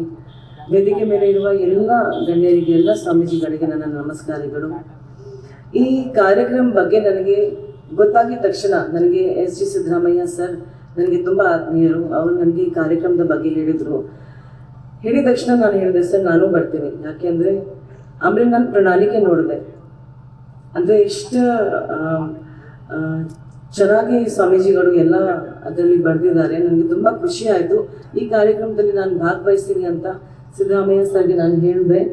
ಸ್ವಇಚ್ಛೆಯಿಂದ ನಾನು ಈ ಕಾರ್ಯಕ್ರಮಕ್ಕೆ ಬಂದೆ. ನಾನು ನಿಜವಾಗ್ಲೂ ಇದು ನನ್ನ ಸೌಭಾಗ್ಯ ಅಂತ ನಾನು ಹೇಳೋಕೆ ಇಷ್ಟಪಡ್ತೀನಿ. ಈ ಪಾದಯಾತ್ರೆ ಬರೀ ಒಂದು ಪಾದಯಾತ್ರೆ ಅಲ್ಲ, ಇದು ಒಂದು ಜಾಗೃತಿ ಯಾತ್ರೆ ಅಲ್ಲ, ಇದು ಒಂದು ಮನ ಜಾಗೃತಿ ಯಾತ್ರೆ ಅಂತ ನಾನು ಹೇಳೋಕೆ ಇಷ್ಟಪಡ್ತೀನಿ. ಸೊ ಈ ಯಾತ್ರೆ ಒಂದು ಇವತ್ತು ಯಾವ ರೀತಿ ಶಿಕ್ಷಣದಲ್ಲಿ ಮತ್ತು ರಾಜಕೀಯದಲ್ಲಿ ಮತ್ತು ಕೃಷಿ ಆರೋಗ್ಯದಲ್ಲಿ ಎಲ್ಲ ವಿಷಯಗಳಲ್ಲಿ ಯಾವ ರೀತಿ ಒಂದು ಹೊಸ ಗಾಳಿ ಬರಬೇಕು ಅಂದರೆ ಈ ಪಾದಯಾತ್ರೆ ಅದಕ್ಕೆ ಒಂದು ಹೆಜ್ಜೆ ಅಂತ ನಾನು ಹೇಳೋಕೆ ಇಷ್ಟಪಡ್ತೀನಿ. ಒಂದು ಹೊಸ ಚೇತನ ಬರಬೇಕು, ಹೊಸ ಚಿಂತನೆ ಬರಬೇಕು ಅಂತ. ಸೊ ನಾನಷ್ಟೇ ಹೇಳೋಕೆ ಇಷ್ಟಪಡ್ತೀನಿ. ಜೊತೆಗೆ ನಾನು ನಿನ್ನೆಯಿಂದ ಆಶ್ರಮದಲ್ಲಿದ್ದೀನಿ, ಸ್ವಾಮೀಜಿಗಳ ಜೊತೆಗೆ ಇದ್ದೀನಿ ಅಂತ. ನಿಜವಾಗ್ಲೂ ಒಂದು ನೆಮ್ಮದಿ ಇದೆ ನನಗೆ. ನಾನು ಈ ಕಾರ್ಯಕ್ರಮಕ್ಕೆ ಬಂದೆ, ಅದ್ರ ಜೊತೆಗೆ ನನ್ನ ಮನಸ್ಸು ಜಾಗೃತಿ ಖಂಡಿತ ಆಗ್ತಾ ಇದೆ. ಅದು ನಾನು ಹೇಳೋಕೆ ಇಷ್ಟಪಡ್ತೀನಿ. ನಾನು ಪದೇ ಪದೇ ಇಂಥ ಕಾರ್ಯಕ್ರಮಗಳಿಗೆ ಬರ್ತೀನಿ. ನಾನು ಸ್ವಾಮೀಜಿಗೆ ಕೂಡ ಈ ವೇದಿಕೆ ಮುಖಾಂತರ ನಾನು ಹೇಳ್ತೀನಿ, ನೀವೇನು ಸಮಾಜ ಸೇವೆ ಏನೇನು ಮಾಡ್ತಾ ಇದ್ದೀರ, ನಾನು ನಿಮ್ಮ ಅನುಯಾಯಿಯಾಗಿ ನಿಮ್ಮ ಜೊತೆಗೆ ಬರ್ತೀನಿ ಸ್ವಾಮೀಜಿ. ನಿಮ್ಮ ಎಲ್ಲ ಕಾರ್ಯಕ್ರಮಗಳಿಗೆ ನನಗೆ ಕರೀರಿ ಅಂತ ನಾನು ಹೇಳೋಕೆ ಇಷ್ಟಪಡ್ತೀನಿ. ಸೊ ಅಷ್ಟೇ ಹೇಳ್ತಾ ನನ್ನ ಮಾತನ್ನ ಮುಗಿಸ್ತೀನಿ. ಜೈ ಹಿಂದ್, ಜೈ ಕರ್ನಾಟಕ ಮಾಡಲಿ.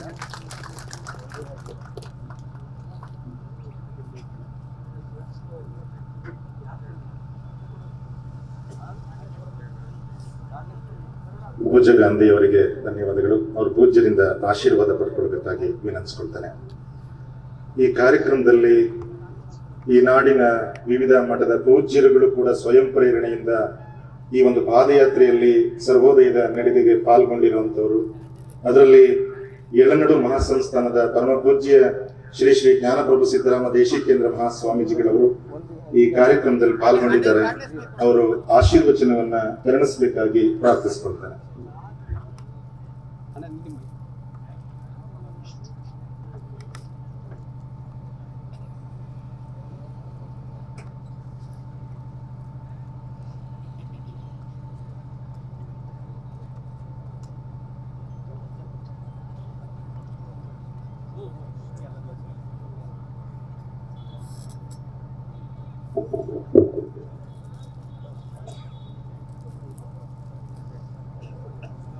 ಜ್ಞಾನದ ಬಲದಿಂದ ಅಜ್ಞಾನದ ಕೇಡ ನೋಡಯ್ಯ. ಎಲ್ಲ ಬಸವಾದಿ ಶಿವಸೇನೆನ ಸ್ಮರಣೆ ಮಾಡ್ತಾ ಈ ಸಮಾರಂಭದಲ್ಲಿ ಆಸೀನರಾಗಿದ್ದ ಪರಮ ಪೂಜ್ಯರು ಎಲ್ಲರಿಗೂ ಕೂಡ ಭಕ್ತಿಪೂರ್ವಕ ಮನವನ್ನು ಸಲ್ಲಿಸಿ, ವೇದಿಕೆಯಲ್ಲಿರ್ತಕ್ಕಂಥ ಎಲ್ಲ ಮತ್ತು ಕೆಳಬಾಲಿರ್ತಕ್ಕಂಥ ಎಲ್ಲ ಶರಣ ಮತ್ತು ಶರಣೆಯರು ನಿಮಗೆಲ್ಲರೂ ಕೂಡ ಶರಣಾರ್ಥಿ.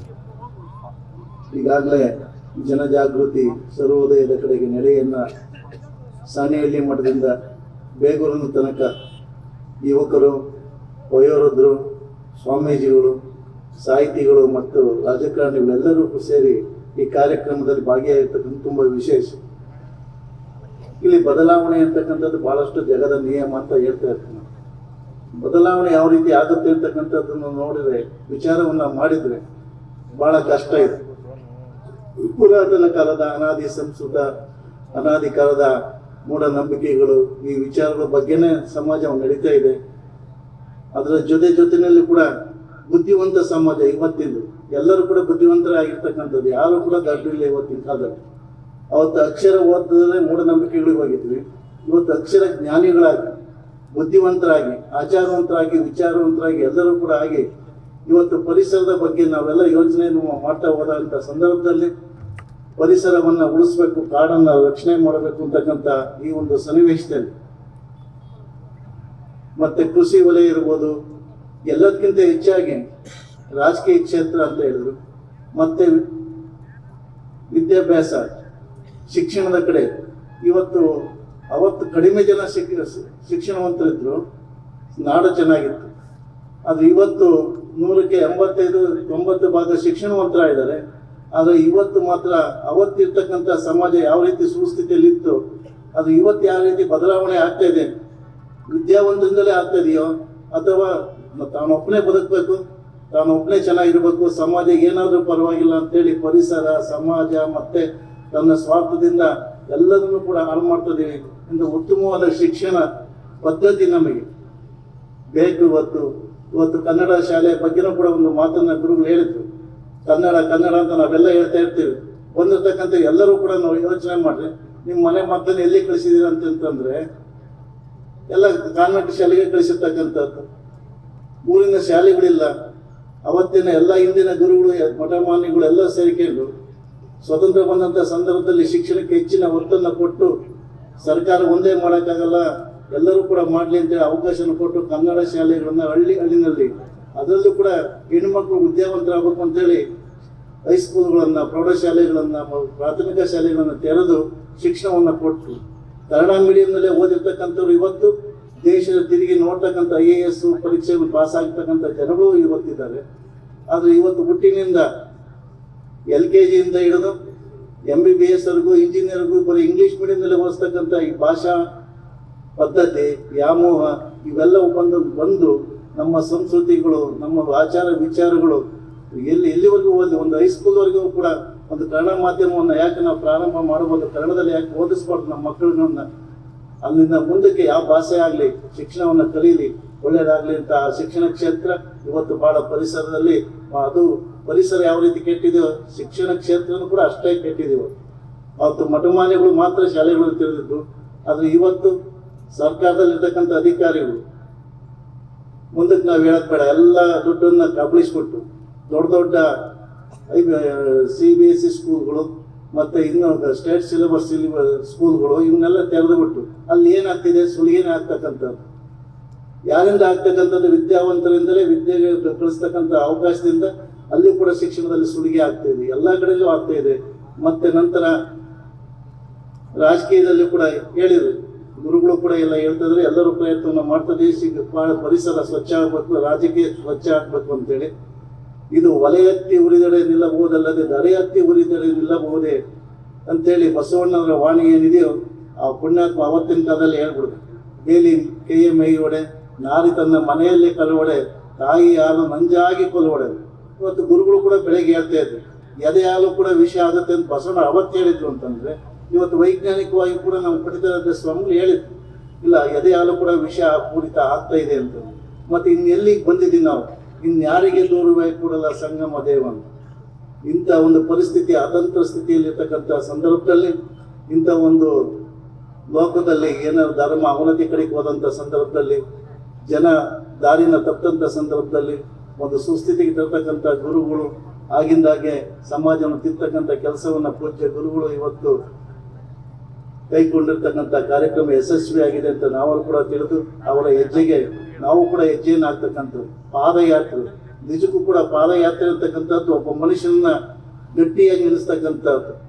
ಏನೇ ಉಪವಾಸ ವ್ರತ ಇರ್ಬೋದು, ಪಾದಯಾತ್ರೆ ಇರ್ಬೋದು, ಒಂದು ಸಮಾಜವನ್ನು ಒಂದು ಗಟ್ಟಿ ನಿಲ್ಲಿಸ್ತಕ್ಕಂಥ ಕಾರ್ಯಕ್ರಮದಲ್ಲಿ ಪೂಜ್ಯ ಗುರುಗಳು ಕೈಗೊಂಡಿರ್ತಕ್ಕಂಥ ಕಾರ್ಯಕ್ರಮ ನಾವೆಲ್ಲರೂ ಕೂಡ ಅಚ್ಚುಮೆಚ್ಚಾಗಿ ಒಪ್ಪಬೇಕು ಮತ್ತು ಅದರಂತೆ ನಡ್ಕೊಂಡು ಹೋಗ್ಬೇಕು. ನಿಜಕ್ಕೂ ಒಂದು ಒಳ್ಳೆಯ ಕಾರ್ಯಕ್ರಮವನ್ನು ಕೈಗೊಂಡಿದ್ದರೆ ಗೊತ್ತಿರೋ ಗುರು ಸ್ವಾಮೀಜಿಗಳು ಅಂತ ಹೇಳ್ತಾ ಆ ಕಾರ್ಯಕ್ರಮ ಯಶಸ್ವಿ ಆಗಲಿ, ಹೆಚ್ಚಿನದಾಗಿ ಯುವಕರು ಭಾಗವಹಿಸಲಿ, ಎಲ್ಲರೂ ಕೂಡ ಭಾಗವಹಿಸಿದ ನಂತರ ಇಲ್ಲಿಂದ ಯಾತ್ರೆನ ಚನ್ನಗಿರಿಯಿಂದ ಮುಂದೆ ಸಂತೆಬೆನ್ನೂರಿಗೆ ಹೋಗ್ತಾ ಇದೀವಿ.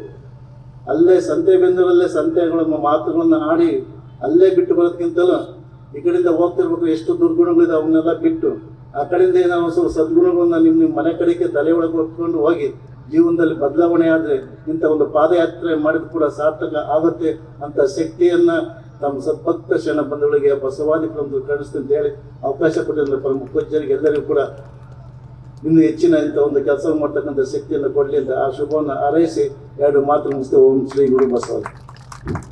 ಆಶೀರ್ವಚನ ಕರುಣಿಸಿದ ಪೂಜ್ಯ ಶ್ರೀ ಜ್ಞಾನಪ್ರಭ ಸಿದ್ದರಾಮ ದೇಶಿಕೇಂದ್ರ ಮಹಾಸ್ವಾಮೀಜಿಗಳವರಿಗೆ ಭಕ್ತಿಪೂರ್ವಕ ಪ್ರಣಾಮಗಳು. ಆಸಂತಿ ಗ್ರಾಮಸ್ಥರು ಪೂಜ್ಯರಿಗೆ ಭಕ್ತಿ ಸಮರ್ಪಣೆಯನ್ನ ಅರ್ಪಿಸ್ತಾ ಇದ್ದಾರೆ. ಪೂಜ್ಯರು ಸ್ವೀಕರಿಸಬೇಕಾಗಿ ಪ್ರಾರ್ಥಿಸ್ಕೊಳ್ತೇನೆ.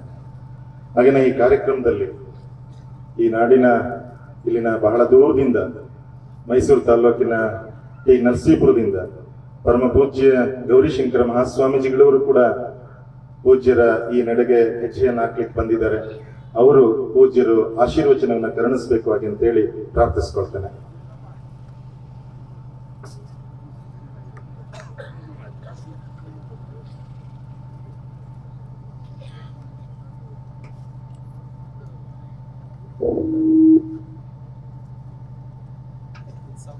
ಓಂ ಶ್ರೀ ಗುರು ಬಸವಲಿಂಗಾಯ. ಬಾ ಎಂಬಲ್ಲಿ ಎನಭಾವ ಹರಿದಿತ್ತು, ಸಾ ಎಂಬಲ್ಲಿ ಸರ್ವಜ್ಞಾದನು, ವಾ ಎಂಬಲ್ಲಿ ವಚಿಸುವವರೇ ಚೈತನ್ಯಕನಾತ್ಮನಾದನು. ಇಂತಿ ಬಸವಾಕ್ಷರಾತ್ರಯ ಎನ್ನ ಸರ್ವಾಂಗದಲ್ಲಿ ತೊಳಗಿ ಬೆಳಗುದ ಕಂಡು ಆನು ನೀನು ಬಸವ ಬಸವ ಎನ್ನುತ್ತಿದ್ದೇವೆ ಗುಹೇಶ್ವರ. ಪ್ರಥಮವಾಗಿ ಬಸವಾದಿ ಪ್ರಮಥರನ್ನ ಮನದಲ್ಲೇ ಸ್ಮರಿಸುತ್ತಾ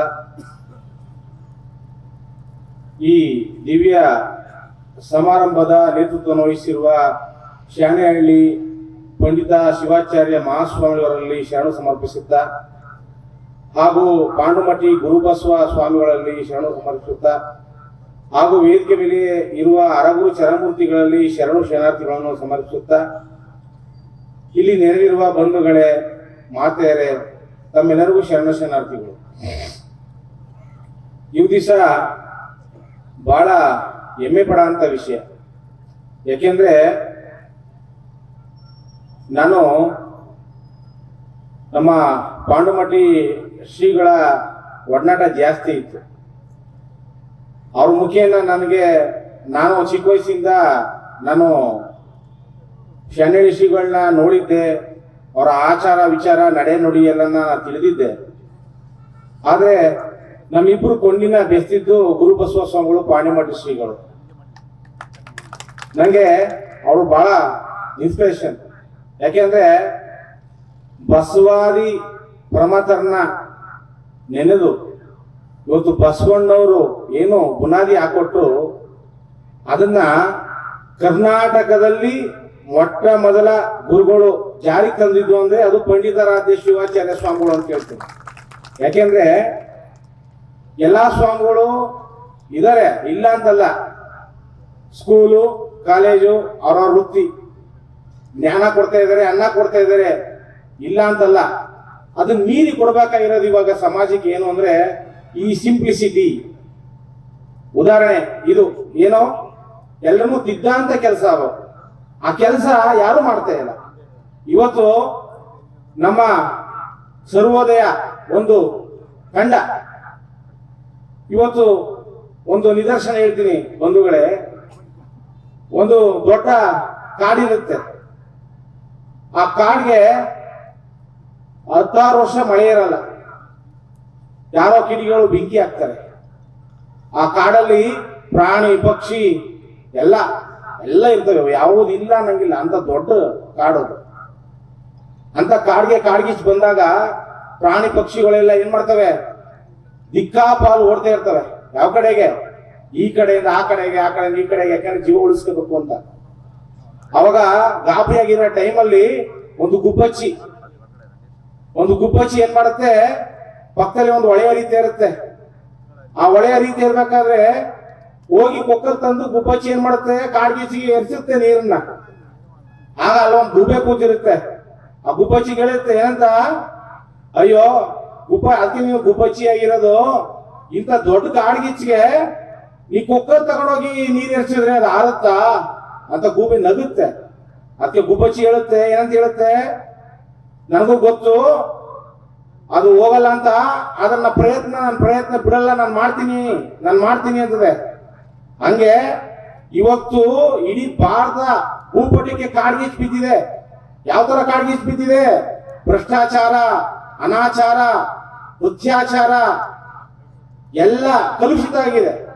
ವ್ಯವಸಾಯದಲ್ಲಿ ಇರ್ಬೋದು, ಶಿಕ್ಷಣ ಇರ್ಬೋದು, ಧಾರ್ಮಿಕ ಇರ್ಬೋದು, ನಮ್ಮ ಸಾಮಾಜಿಕ ಇರ್ಬೋದು, ಅಂತ ಕಲುಷಿತ ಎಲ್ಲಕ್ಕೂ ಕಾಡ್ಗಿಚ್ಚು ಬಿದ್ದಿದೆ. ಅಂತ ಕಾಡ್ಗಿಚ್ಚು ಬಿದ್ದಿರುವಾಗ ನಮ್ಮ ಸರ್ವೋದಯ ಒಂದು ಟೀಮು, ನಮ್ಮ ಶಾಣೆಹಳ್ಳಿ ಜಗದ್ಗುರುಗಳ ನೇತೃತ್ವದಲ್ಲಿ ಇವತ್ತು ಆ ಕಾಡ್ಗಿಚ್ಚನ್ನ ಆರ್ಸಕ್ ಹೋಗಿದ್ದಾರೆ. ಆ ಗೂಬೆಗಳು ನಗ್ತಾ ಇದಾವೆ. ಇವ್ ಏನ್ ಮಾಡಕ್ಕಾಗತ್ತೆ ಅಂತ ಗೂಬೆಗಳು ನಗ್ತಾ ಇದಾರೆ. ಇವತ್ತು ದತ್ತವ್ರು ಒಂದು ಮಾತು ಹೇಳಿದ್ರು, ಶೈಕ್ಷಣಿಕ ಇರ್ಬೋದು, ಧಾರ್ಮಿಕ ಇರ್ಬೋದು, ಎಲ್ಲ ಸರಿ, ಆದ್ರೆ ಒಂದೇ ಒಂದು ಬಹಳ ಕಷ್ಟ ಅಂದ್ರು. ನಿಜ ಅದು ಯಾವುದು? ರಾಜಕೀಯ. ಆ ರಾಜಕೀಯ ದೊಂಬರಾಟ ಹೋಗ್ಲಾಡಿಸ್ಬೇಕು ಅಂದ್ರೆ ಇಬ್ರು ಕೈಲೇ ಸಾಧ್ಯ. ಯಾರಿಬ್ರು ಕೈಲಿ? ಒಂದು ನೀವು, ಇನ್ನೊಂದು ನಾವು ಮಠಾಧಿಪತಿಗಳು. ನಾವಿಬ್ರು ಮನ್ಸು ಮಾಡಿದ್ರೆ ಇದೊಂದು ತೊಡೆದು ಇದನ್ನ ಕಿತ್ತು ಬಿಸಾಕ್ಬೋದು. ಯಾಕೆಂದ್ರೆ ಇವತ್ತು ರಾಜಕಾರಣಿಗಳು ಬರ್ತಾರೆ, ನೋಡಿ ದತ್ತ ಮಹಿಮಾ ಪಾಟೀಲ್ ಒಳ್ಳೆಯವ್ರಿಗೆ ಅವಕಾಶನೇ ಇಲ್ಲ. ಎಲ್ಲ ದುಡ್ಡು ಚೆಲ್ತಾರೆ, ನಿಮ್ಗೆ ದುಡ್ಡು ಚೆಲ್ಬಿಡ್ತಾರೆ, ಎತ್ಕೋತಾರೆ, ದುಡ್ಡನ್ನು ಬಾಚ್ಕೋತಾರೆ.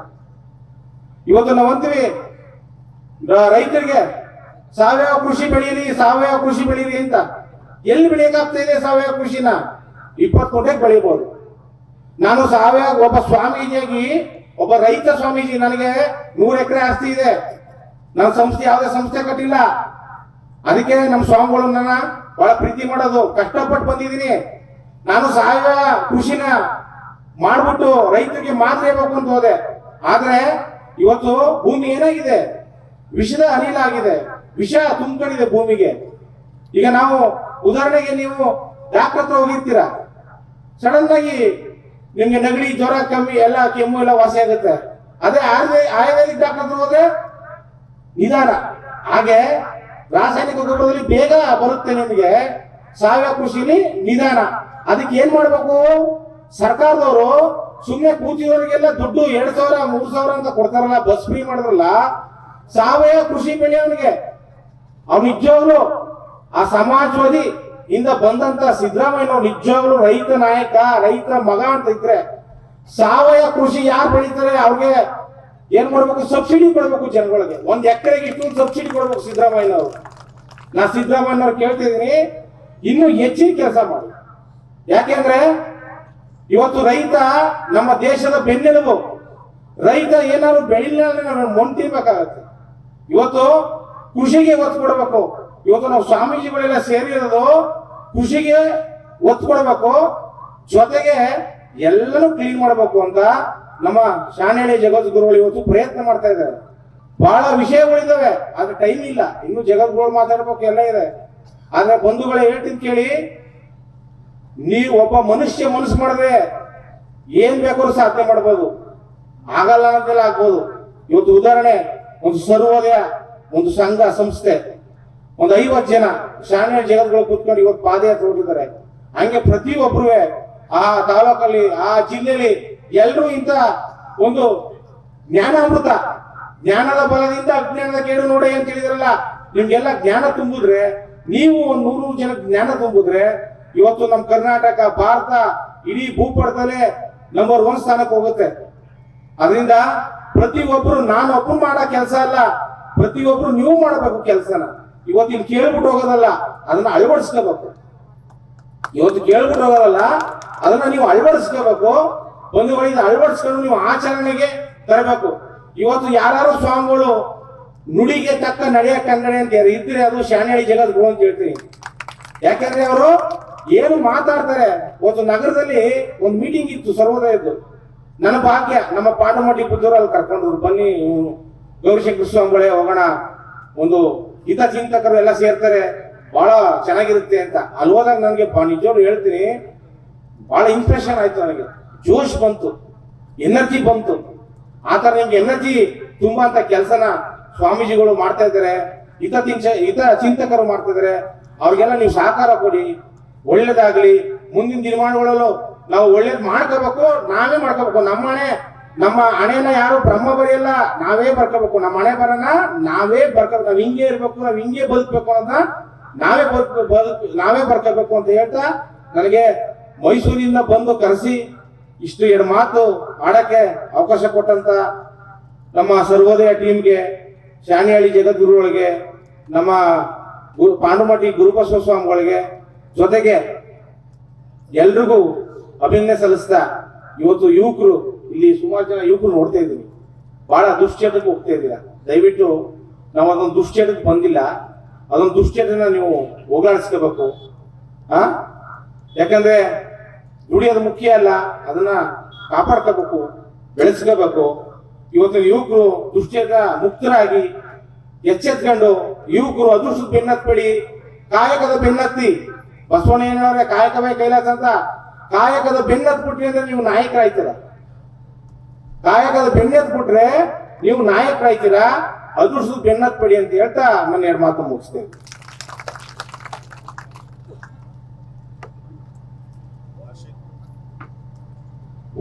ಆಶೀರ್ವಚನ ಕರುಣಿಸಿದ ಪರಮ ಪೂಜ್ಯ ಗೌರಿಶಂಕರ ಸ್ವಾಮೀಜಿಗಳವರಿಗೆ ಭಕ್ತಿಪೂರ್ವಕ ಪ್ರಣಾಮಗಳು. ಆಸಂದಿಯ ಗ್ರಾಮಸ್ಥರು ಭಕ್ತಿ ಸಮರ್ಪಣೆಯನ್ನ ಅರ್ಪಿಸ್ತಾ ಇದ್ದಾರೆ. ಈ ಒಂದು ಕಾರ್ಯಕ್ರಮದಲ್ಲಿ ನಾಡಿನ ಮೂಲೆಗಳಿಂದ ಪೂಜ್ಯರು ಈ ಸಂಚಲನಕ್ಕೆ ಆಗಮಿಸ್ತಾ ಇದ್ದಾರೆ. ರೇಣುಕಾ ಶಿವಾಚಾರ್ಯ ಸ್ವಾಮೀಜಿಗಳು ಹಿರಿಯರು, ಅವರನ್ನು ಕೂಡ ಭಕ್ತಿಪೂರ್ವಕವಾಗಿ ಕಾರ್ಯಕ್ರಮಕ್ಕೆ ಸ್ವಾಗತ ಬಯಸ್ತಾ ಇದ್ದೇನೆ. ಹಾಗೆಯೇ ಕುಂಬಾರ ಮಠದ ಬಸವಮೂರ್ತಿ ಸ್ವಾಮೀಜಿಗಳವರು ಕೂಡ ಇದ್ದಾರೆ, ಅವರಿಗೂ ಕೂಡ ಭಕ್ತಿಪೂರ್ವಕವಾದ ಸ್ವಾಗತವನ್ನು ಬಯಸ್ತಾ ಇದ್ದೇನೆ. ಈ ಕಾರ್ಯಕ್ರಮದ ನೇತೃತ್ವ ಮತ್ತೆ ಸಾನ್ನಿಧ್ಯ, ಈ ಕಾರ್ಯಕ್ರಮದ ಬಗ್ಗೆ ಸಂಪೂರ್ಣವಾಗಿರ್ತಕ್ಕಂಥ ಅರಿವು ಮೂಡಿಸುವಂತ ಕಾರ್ಯಕ್ರಮದ ಸಾಕಾರವನ್ನುಗೊಳಿಸ್ತಾ ಇರ್ತಕ್ಕಂಥ ಪರಮ ಪೂಜ್ಯ ಶ್ರೀ ಶ್ರೀ ಡಾಕ್ಟರ್ ಪಂಡಿತಾರಾಧ್ಯ ಶಿವಾಚಾರ್ಯ ಸ್ವಾಮೀಜಿಗಳವರು ಆಶೀರ್ವಚನವನ್ನು ಕರುಣಿಸಬೇಕಾಗಿ ಪ್ರಾರ್ಥಿಸಿಕೊಳ್ತೇನೆ.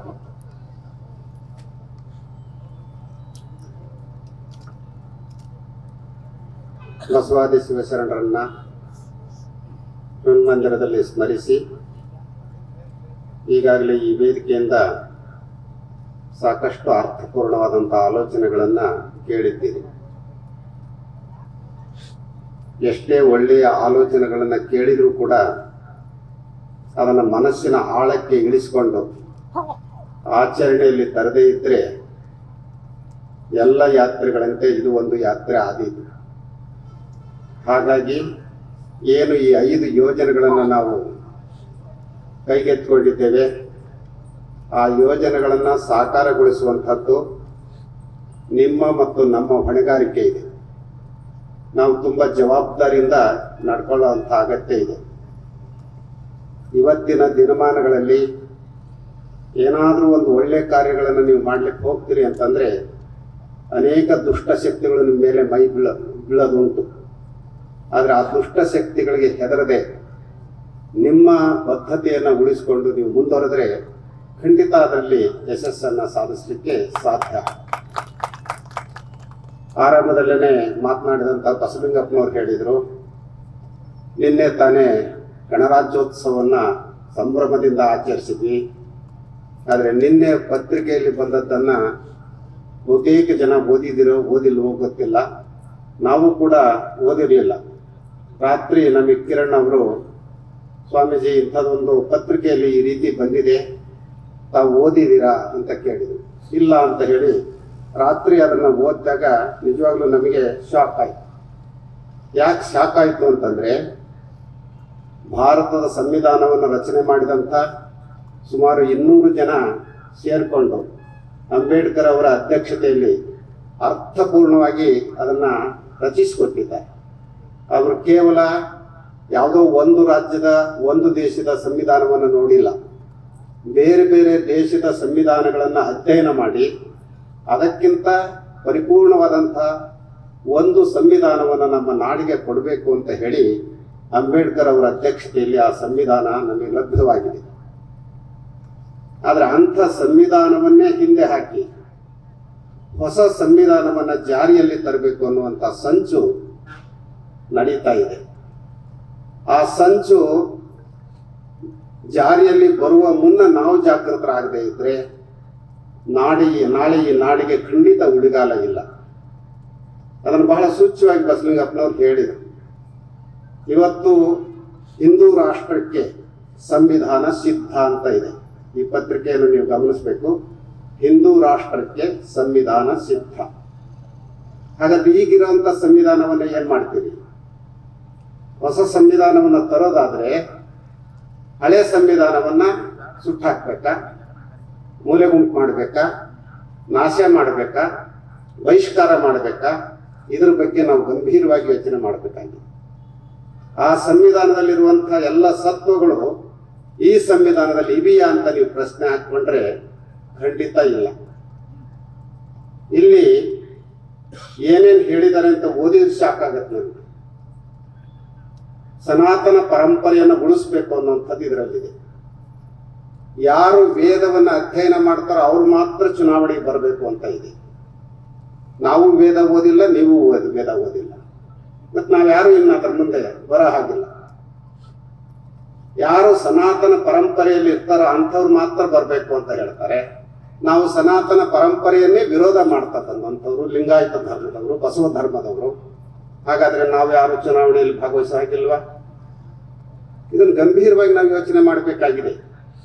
ಅದರ ಜೊತೆಯಲ್ಲಿ ಅವ್ರು ಹೇಳುವಂಥದ್ದನ್ನು ನೀವು ಗಮನಿಸಬೇಕು. ಮನುಸ್ಮೃತಿ, ರಾಮರಾಜ್ಯ ಮತ್ತು ಚಾಣಕ್ಯನ ಅರ್ಥಶಾಸ್ತ್ರದಲ್ಲಿನ ತತ್ವಾದರ್ಶಗಳ ಆಧಾರದಲ್ಲಿ ದೇಶದ ಅತ್ಯಂತ ಇರುವ ತಜ್ಞರು ಈ ಸಂವಿಧಾನವನ್ನು ರಚಿಸಿದ್ದಾರೆ. ಯಾರು ತಜ್ಞರು ರಚಿಸಿದಾರೋ ಗೊತ್ತಿಲ್ಲ, ನಮಗೆ ಇದುವರೆಗೂ ಯಾರಿಗೂ ಗೊತ್ತಿಲ್ಲ, ನಾವು ತಜ್ಞರು ಅಲ್ಲ ಅಂತ ಇದ್ರಾಗ ಅರ್ಥ ಆಗುತ್ತೆ. ಅದರಲ್ಲೂ ಮನುಸ್ಮೃತಿಯನ್ನ ಅಂಬೇಡ್ಕರ್ ಅವರು ಸುಟ್ಟಾಕಿದ್ದು ನಿಮಗೆ ಗೊತ್ತಿದೆ. ಮತ್ತೆ ಅಂಥ ಮನುಸ್ಮೃತಿಯನ್ನ ಇವರು ಪ್ರಸ್ತಾಪ ಮಾಡ್ತಾರೆ. ಅದಕ್ಕಿಂತ ಹೆಚ್ಚಾಗಿ ಈಗೇನು ಇವ್ರು ಮಾಡಿದಾರಲ್ಲ, ಈ ಸಂವಿಧಾನವನ್ನ 4 ಪೀಠಗಳ ಪೀಠಾಧಿಪತಿಗಳು ಒಪ್ಪಿಗೆ ನೀಡಿದ ನಂತರ, ಅವ್ರು ಯಾರು 4 ಪೀಠಗಳು? ಹಾಗಾದ್ರೆ ನಾವ್ ಯಾರು ಅಲ್ವಾ? ಜಗತ್ತಿನಲ್ಲಿ ಅವೇ 4 ಪೀಠಗಳಿದಾವ ನೋಡಿ. ಇದನ್ನು ಯೋಚನೆ ಮಾಡಬೇಕಾಗಿರೋದು. ಇದನ್ನು ನಾವು ಸರಿಯಾಗಿ ಯೋಚನೆ ಮಾಡದೇ ಇದ್ರೆ ನಾಳೆ ಅವೆಲ್ಲರೂ ಕೂಡ ತಲೆ ಪಡಿಸ್ಕೊಳ್ಬೇಕಾಗತ್ತೆ. ನಮ್ಮ ಬದುಕು ನರಕ ಆಗುತ್ತೆ. ಜ್ಞಾನದ ಬಲದಿಂದ ಅಜ್ಞಾನದ ಕೇಡು ನೋಡಯ್ಯ ಅಂತ ಬಸವಣ್ಣವ್ರು ಹೇಳಿದರು. ಆದ್ರೆ ಇಲ್ಲಿ ಜ್ಞಾನಕ್ಕೆ ಅವಕಾಶವೇ ಇಲ್ಲದಂತ ಸ್ಥಿತಿ ನಿರ್ಮಾಣ ಆಗುತ್ತೆ. ಈ ನೆಲೆಯಲ್ಲಿ ಹಿಂದೂ ರಾಷ್ಟ್ರಕ್ಕೆ ಏನು ಹೊಸ ಸಂವಿಧಾನವನ್ನ ರೂಪಿಸುವಂತ ಸಿದ್ಧತೆ ನಡೆದಿದೆ, ಅದು 3ನೇ ತಾರೀಕು ಜಾರಿಯಲ್ಲಿ ತರ್ತೇವೆ ಅಂತಾನು ಹೇಳ್ತಾ ಇದ್ದಾರೆ. ಇದನ್ನ ನಾವು ಸ್ಪಷ್ಟವಾಗಿ ಖಂಡಿಸ್ತೇವೆ ಅಂತ ಹೇಳಲಿಕ್ಕೆ ಇಷ್ಟಪಡ್ತೀವಿ. ನಾವೊಬ್ಬರೇ ಅಲ್ಲ, ಈ ವೇದಿಕೆಯಲ್ಲಿರುವಂಥವ್ರು, ವೇದಿಕೆಯ ಮುಂದೆ ಇರುವಂಥವ್ರು ಇಂಥ ಸಂವಿಧಾನವನ್ನು ನಾವು ಖಂಡಿಸಲೇಬೇಕು. ಇಡೀ ರಾಷ್ಟ್ರದಲ್ಲಿ ಇದರ ವಿರುದ್ಧ ಒಂದು ಹೋರಾಟ ನಡೀಬೇಕು. ಇಲ್ಲ ಅಂತಂದ್ರೆ ಎಲ್ಲ ಮೌಲ್ಯಗಳನ್ನು ನಾವು ಮೂಲೆ ಗುಂಪು ಮಾಡಿ ಮತ್ತೆ ಮೌಢ್ಯಗಳನ್ನು ಜಾರಿಯಲ್ಲಿ ತರಲಿಕ್ಕೆ ದಾರಿ ಆಗತ್ತೆ. 12ನೇ ಶತಮಾನದ ಬಸವಾದಿ ಶಿವಶರಣರು ಮೌಢ್ಯಗಳ ವಿರುದ್ಧವಾಗಿ ಹೋರಾಡಿದರು.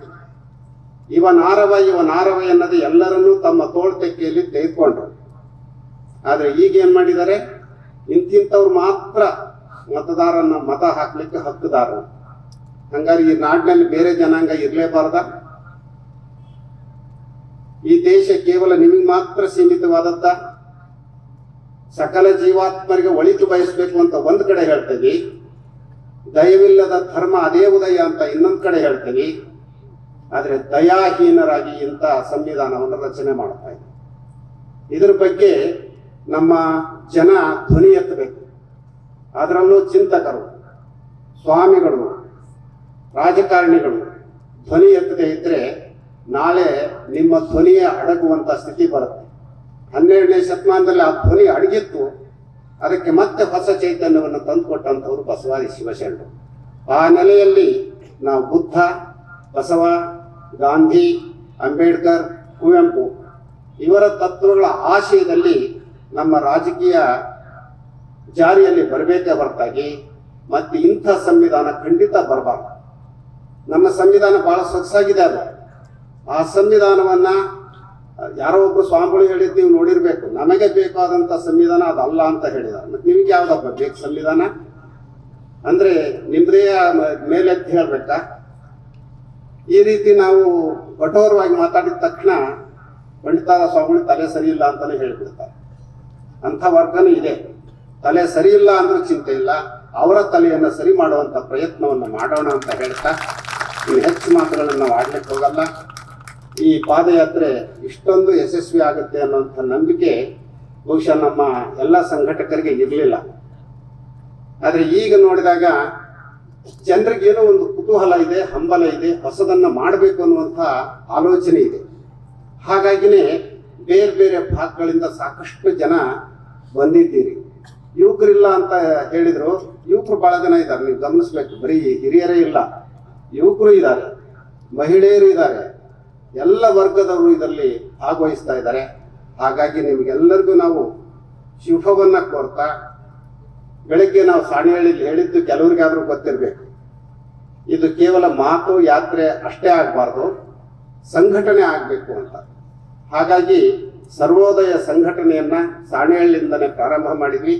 ಹಾಗೇನೆ ಇಲ್ಲೂ ಕೂಡ ಆ ಸಂಘಟನೆಯ ಸದಸ್ಯರ ಹೆಸರುಗಳನ್ನ ಅವ್ರು ನಮಗೆ ಕೊಟ್ಟಿದ್ದಾರೆ. ನಾವು ಹೆಸರು ಓದ್ತೇವೆ, ಅವರು ಎದ್ದು ನಿಲ್ಲಬೇಕು. ಪಾಪಣ್ಣ ಆಸಂದಿ, ಪ್ರಾಣೇಶ್, ಬಸವರಾಜು, ಮಹೇಶ್ವರಪ್ಪ, ರೇಣುಕಪ್ಪ, ರೇವಣಸಿದ್ದಪ್ಪ, ಕುಮಾರಪ್ಪ, ನಾಗರಾಜಪ್ಪ, ಶಾಂತಪ್ಪ, ಮರಳುಸಿದ್ದಪ್ಪ, ವಿಜಯ್, ಮಲ್ಲೇಶಪ್ಪ, ಮಹೇಶ್ವರಪ್ಪ, ಉಜ್ಜಿನಪ್ಪ, ಪ್ರಸನ್ನ, ಮಲ್ಲಪ್ಪ, ಕೆ ರುದ್ರಾಚಾರ್, ವಿನಯ್ ಕುಮಾರ್, ಡಿ ಮಲ್ಲೇಶ್, ಮರಳುಸಿದ್ದಪ್ಪ ಇವರೆಲ್ಲರೂ ಕೂಡ ಈ ಸರ್ವೋದಯ ಸಂಘಟನೆಯಲ್ಲಿ ನಾವು ದುಡಿತೇವೆ ಅನ್ನುವಂಥ ಸಂಕಲ್ಪವನ್ನು ಮಾಡಿದ್ದಾರೆ. ಎಲ್ಲ ಊರುಗಳಲ್ಲೂ ಇಂಥ ಸಂಘಟನೆ ಆಗಬೇಕು ಅನ್ನುವಂಥ ಆಶಯ ನಮ್ಮದಿದೆ. ಅದಕ್ಕಾಗಿ ಮೊದಲು ಆಸಂದಿ ಅವರನ್ನು ಅಭಿನಂದಿಸ್ತೇವೆ. ಈ 5 ಅಂಶಗಳ ಹಿನ್ನೆಲೆಯಲ್ಲಿ ನೀವು ಕೆಲಸವನ್ನು ಮಾಡಬೇಕು ಅಂತ ಸೂಚ್ಯವಾಗಿ ನಿಮಗೆ ಸೂಚಿಸ್ತೇವೆ. ಹಾಗೆ ಈ ಬೇಗೂರಿನಲ್ಲೂ ಕೂಡ ನಾವು ಇಂಥ ಒಂದು ಸಂಘಟನೆಯನ್ನು ಮಾಡ್ತೇವೆ ಅಂತ ಹೆಸರು ಕೊಟ್ಟಿದ್ದಾರೆ.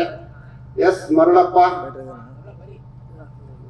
ಬಸವರಾಜ್, ಕುಮಾರಪ್ಪ, ಬ್ಯಾಂಕ್ ಬಸವರಾಜ್, ಭಾರತಮ್ಮ, ಲಿಂಗರಾಜ್, ಚೇತನ್, ಹೀಗೆ ಇನ್ನೂ ಕೆಲವರು ತಮ್ಮ ಹೆಸರುಗಳನ್ನು ಕೊಟ್ಟಿದ್ದಾರೆ. ಇವ್ರಿಗೂ ಕೂಡ ನಾವು ಅಭಿನಂದಿಸ್ತಾ, ಇದರಲ್ಲಿ ಹೆಣ್ಮಗಳನ್ನ ಒಬ್ಬರನ್ನ ತಗೊಂಡಿದ್ದಾರೆ. ಬಹಳ ಖುಷಿ ಆಯ್ತು ನಮಗೆ ನೋಡಿ ಆ ತಾಯಿಯನ್ನು. ಈ ಇಬ್ಬರು ಜೋಡಿಗಳು ಈ ರೀತಿಯ ಕೆಲಸ ಕಾರ್ಯಗಳು ನಮ್ಮಲ್ಲಿ ಆಗಬೇಕು ಅಂತ ಹೇಳ್ತಾ, ಇಂಥ ಪಾದಯಾತ್ರೆಯನ್ನು ಮಾಡ್ತೇವೆ ಅಂದಾಗ ಬಹಳ ಜನ ನಮಗೆ ಅವಕಾಶವನ್ನು ಕೊಡಿ ಅಂತ ಕೇಳಿದವರು ಉಂಟು. ನಾವು ಸಾಣೆಹಳ್ಳಿಯಲ್ಲಿ ಪೂರ್ವಭಾವಿ ಸಭೆಯನ್ನು ಕರೆದಾಗ ಬಹಳ ಜನ ಸಭೆಗೆ ಬಂದಿದ್ರು. ಹಾಗೆ ಬಂದವರಲ್ಲಿ ಕಡೂರು ತಾಲೂಕಿನವರು ಮತ್ತು ತರೀಕೆರೆ ತಾಲೂಕಿನವರು. ಇಲ್ಲಿ ನಾವು ಮಾಡ್ತೇವೆ ಅಂತ ಕಡೂರು ತಾಲೂಕಿನವರು, ನೀವು ಯಾಕೆ ಬರ್ತೀರಪ್ಪ, ತರೀಕೆರೆ ತಾಲೂಕಿಗೆ ಇದು ಅಜ್ಜಂಪುರ ತಾಲೂಕಿಗೆ ಬಂದಿದ್ದು ಸಂಬಂಧಪಟ್ಟಿದ್ದು, ನಾವು ಮಾಡ್ತೇವೆ ಅಂತ ತರೀಕೆರೆ ತಾಲೂಕಿನವರು. ಇಬ್ಬರದು ಸ್ಪರ್ಧೆ ಇತ್ತು. ಕೊನೆಗೆ ನಾವೇ ಇಲ್ಲ, ಹತ್ರ ಕಡೂರು ತಾಲೂಕಾಗತ್ತೆ, ಅವರೇ ಮಾಡಲಿ ಅಂತ ಸೂಚನೆಯನ್ನು ಕೊಟ್ಟಾಗ ಬಹಳ ಯಶಸ್ವಿಯಾಗಿ ಕಾರ್ಯಕ್ರಮದ ವ್ಯವಸ್ಥೆಯನ್ನ ನೀವು ಮಾಡಿದಿರಿ. ಅದರಲ್ಲೂ ನಮ್ಮ ರವಿ ಚೌಳಿರಿಯವರು, ಅವನು ಓಡಾಡೋದೇ ಕಷ್ಟ, ಅವನ ದೇಹ ನೋಡಿದರೆ. ಆದ್ರೆ ಎಷ್ಟು ಉತ್ಸಾಹದಿಂದ ಅವನು ಕೆಲಸ ಮಾಡ್ತಾನೆ ಅಂತಂದ್ರೆ, ಇಲ್ಲಿ ಯಾರು ಕಾಲಿಡಕ್ ಬರ್ತಿರ್ಲಿಲ್ಲ ಈ ಜಾಗದಲ್ಲಿ. 3 ದಿನಗಳ ಕಾಲ ಇಲ್ಲಿ ಏನು ಸ್ವಚ್ಛ ಮಾಡಬೇಕು ಅದನ್ನೆಲ್ಲ ಸ್ವಚ್ಛ ಮಾಡಿ, ಈ ಆವರಣ ಎಷ್ಟು ಚೆನ್ನಾಗಿದೆ ಅಂತ ನಮಗೆ ಖುಷಿ ಆಗುತ್ತೆ. ಹಾಗಾಗಿ ಅವನ ಬೆಂಬಲಿಗರಾಗಿ ಅನೇಕರು ಇಲ್ಲಿ ದುಡಿದಿದ್ದಾರೆ. ಅದರ ಜೊತೆಗೆ ಅವರಿಗೆ ಪ್ರೋತ್ಸಾಹವನ್ನು ಬೆಳ್ಳಿ ಪ್ರಕಾಶ್ ನೀಡಿದ್ದಾರೆ. ಅಂಥವ್ರಿಗೆ ನಾವು ವಿಶೇಷವಾದಂಥ ಗೌರವವನ್ನು ಸಲ್ಲಿಸಲೇಬೇಕಾಗ್ತದೆ. ಯಾರು ಕೆಲಸ ಮಾಡಿರ್ತಾರೋ ಅವ್ರಿಗೆ. ಆದ್ರೆ ಒಂದು ವಿಷಾದ ಏನು ಹೇಳ್ತೇವೆ ಅಂತಂದ್ರೆ, ಯಾವುದೇ ಫೋಟೋಗಳನ್ನ ಹಾಕ್ಬೇಡ್ರಿ ಅಂತ ನಾವು ಹೇಳಿದ್ವಿ. ನಮ್ಮ ಫೋಟೋನೂ ಹಾಕ್ಬೇಡ್ರಿ, ನಿಮ್ಮ ಫೋಟೋನೂ ಹಾಕ್ಬೇಡ್ರಿ, ಬರೀ ಸರ್ವೋದಯದ ಫೋಟೋಕ್ಕೆ ಸಂಬಂಧಪಟ್ಟಂತ ವಿಷಯಗಳನ್ನು ಹಾಕ್ರಿ ಅಂತ. ಅದರಲ್ಲಿ ಒಂದು ಎಡವಿದ್ದಾರೆ. ಮುಂದಿನವರು ಹೀಗೆ ಎಡವಬೇಡ್ರಿ ಅಂತ ಈಗಲೇ ಎಚ್ಚರಿಕೆಯನ್ನು ಕೊಡ್ತೀವಿ. ಯಾಕೆ ಅಂತಂದ್ರೆ, ನಾವು ಯಾವುದೋ ಒಬ್ಬ ವ್ಯಕ್ತಿಯನ್ನ ಇಲ್ಲಿ ವೈಭವೀಕರಣ ಮಾಡುವಂಥದ್ದು ಇದರ ಉದ್ದೇಶ ಅಲ್ಲ. ನಾವು ನಮ್ಮ ಫೋಟೋನ ಹಾಕ್ಬೇಡ್ರಿ ಅಂತ ಬಹಳ ಜನರಿಗೆ ಹೇಳಿದ್ವಿ. ನಮ್ಮ ಆಹ್ವಾನ ಪತ್ರಿಕೆಯಲ್ಲೂ ನಮ್ಮ ಫೋಟೋ ಇಲ್ಲ, ನೀವು ಗಮನಿಸ್ಬೇಕು. ಹಾಗಾಗಿ ಈ ರೀತಿಯ ಫೋಟೋಗಳನ್ನ ಹಾಕೋದನ್ನ ಮುಂದಿನ ಸಮಾರಂಭಗಳಲ್ಲಿ ನಿಷೇಧ ಮಾಡ್ರಿ ಅಂತ ನಿಮಗೆ ಸೂಚ್ಯವಾಗಿ ಹೇಳ್ತಾ, ಬಹಳ ಅಪರೂಪದ ಕಾರ್ಯಕ್ರಮ ನಡೀತಾ ಇದೆ. ಇನ್ನು ಮುಂದೆ ಮಾತನಾಡೋಣ ಅಂತ ಹೇಳ್ತಾ, ಎಲ್ಲ ಸ್ವಾಮೀಜಿಯವರಿಗೆ, ಪೂಜ್ಯರಿಗೆ, ಇದಕ್ಕೆ ಸಹಕರಿಸಿದಂಥ ಪ್ರತಿಯೊಬ್ಬರಿಗೂ ಕೂಡ ಶುಭವನ್ನು ಕೋರಿ ಮಾತುಗಳನ್ನು ಮುಕ್ತಾಯಗೊಳಿಸ್ತೀವಿ. ಆಶೀರ್ವಚನ ಕರುಣಿಸಿದ ಪೂಜ್ಯರಿಗೆ ಭಕ್ತಿಪೂರ್ವಕ ಪ್ರಣಾಮಗಳು. ಆಸಂದಿಯ ಗ್ರಾಮಸ್ಥರು ಭಕ್ತಿ ಸಮರ್ಪಣೆಯನ್ನ ಅರ್ಪಿಸ್ತಾ ಇದ್ದಾರೆ. ದಯಮಾಡಿ ಎಲ್ಲ ಶರಣ ಬಂಧುಗಳು ಕೂಡ ಎದ್ದೋಗ್ಬಾರ್ದು. ಕಾರ್ಯಕ್ರಮ ಇನ್ನು ಮುಗಿದಿಲ್ಲ. ಪೂಜ್ಯರು ಎಲ್ಲ ಅತಿಥಿ ಗಣ್ಯರ ವೇದಿಕೆ ಮುಂಭಾಗದಲ್ಲಿ ಬರ್ತಾರೆ. ಒಂದು ನಾಟಕ ಪ್ರದರ್ಶನವೂ ಕೂಡ ಇದೆ. ಆನಂತರದಲ್ಲಿ ಪ್ರಸಾದದ ವ್ಯವಸ್ಥೆ ಇದೆ. ಆತ್ಮೀಯರೇ, ಈ ಜಾಗೃತಿ ಸಮಾವೇಶದಲ್ಲಿ ಸಾಣೆಹಳ್ಳಿಯಿಂದ ಸಂತೆಬೆನ್ನೂರಿನವರೆಗೆ ಈಗ ನಾಟಕ ನಡೆಯುತ್ತೆ. ಈ 5 ಅಂಶಗಳನ್ನು ಕುರಿತ ಹಾಗೆ ಒಂದು ಅಪರೂಪದ ನಾಟಕ, ಕೇವಲ 30 ನಿಮಿಷಗಳ ಕಾಲ. ಹಾಗಾಗಿ ನಾವು ಎದುರಿಗೆ ಬಂದು ಕೂತ್ಕೊಳ್ತೇವೆ. ಅವ್ರ ನಾಟಕದ ಸಿದ್ಧತೆಯನ್ನ ಮಾಡ್ಕೊಳ್ಳಿ ಅಂತ ಹೇಳಿ ನಾವು ಕೆಳಗೆ ಬರ್ತೇವೆ. ಹಾಗೇನೆ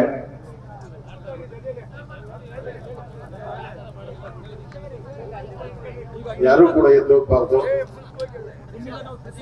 ಪ್ರತಿಯೊಬ್ಬರು ಮುಂದಿನ ದಿನಗಳಲ್ಲಿ ಯಾರು ಸಹ ಚುನಾವಣೆಗಳಲ್ಲಿ ದುಡ್ಡು ತಗೊಂಡಿರನ್ನ ವೋಟ್ ಮಾಡಬೇಕಂತ ಮುಂದೆ ನಾವು ಪ್ರತಿಜ್ಞೆ ಮಾಡ್ಕೊಂಡಿದ್ದೀವಿ. ಇದೇ ವರ್ಷದಿಂದ ಅದೇ ಒಂದು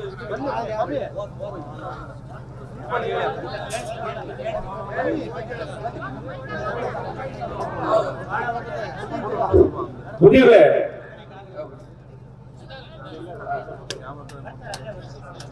ಈಗ ಬುದ್ಧಿಗಳಂದ್ರೆ ನಾವಿಲ್ಲಿ ಸೇರಿರುವುದು ಒಂದು ಒಳ್ಳೆ ಕಾರ್ಯಕ್ರಮ, ಮುಂದಿನ ದಿನಗಳಲ್ಲಿ ಒಂದು ಒಳ್ಳೆ ಕರ್ನಾಟಕವನ್ನ ಮತ್ತೆ ಒಂದು ದೇಶವನ್ನ ಕಟ್ಟಬೇಕಂತೇಳಿ ಆ ಒಂದು ನಿಟ್ಟಿನಲ್ಲಿ ಇವತ್ತು ಬುದ್ಧಿಗಳಿಗೆ ತಾವೆಲ್ಲ ಮುಂದಿನ ದಿನಗಳಲ್ಲಿ ಯಾವುದೇ ಚುನಾವಣೆಯಲ್ಲೂ ಸಹ ಒಂದು ಸಿಂಗಲ್ ರೂಪಾಯಿನೂ ಸಹ ನಾವು ತಗಂದೆ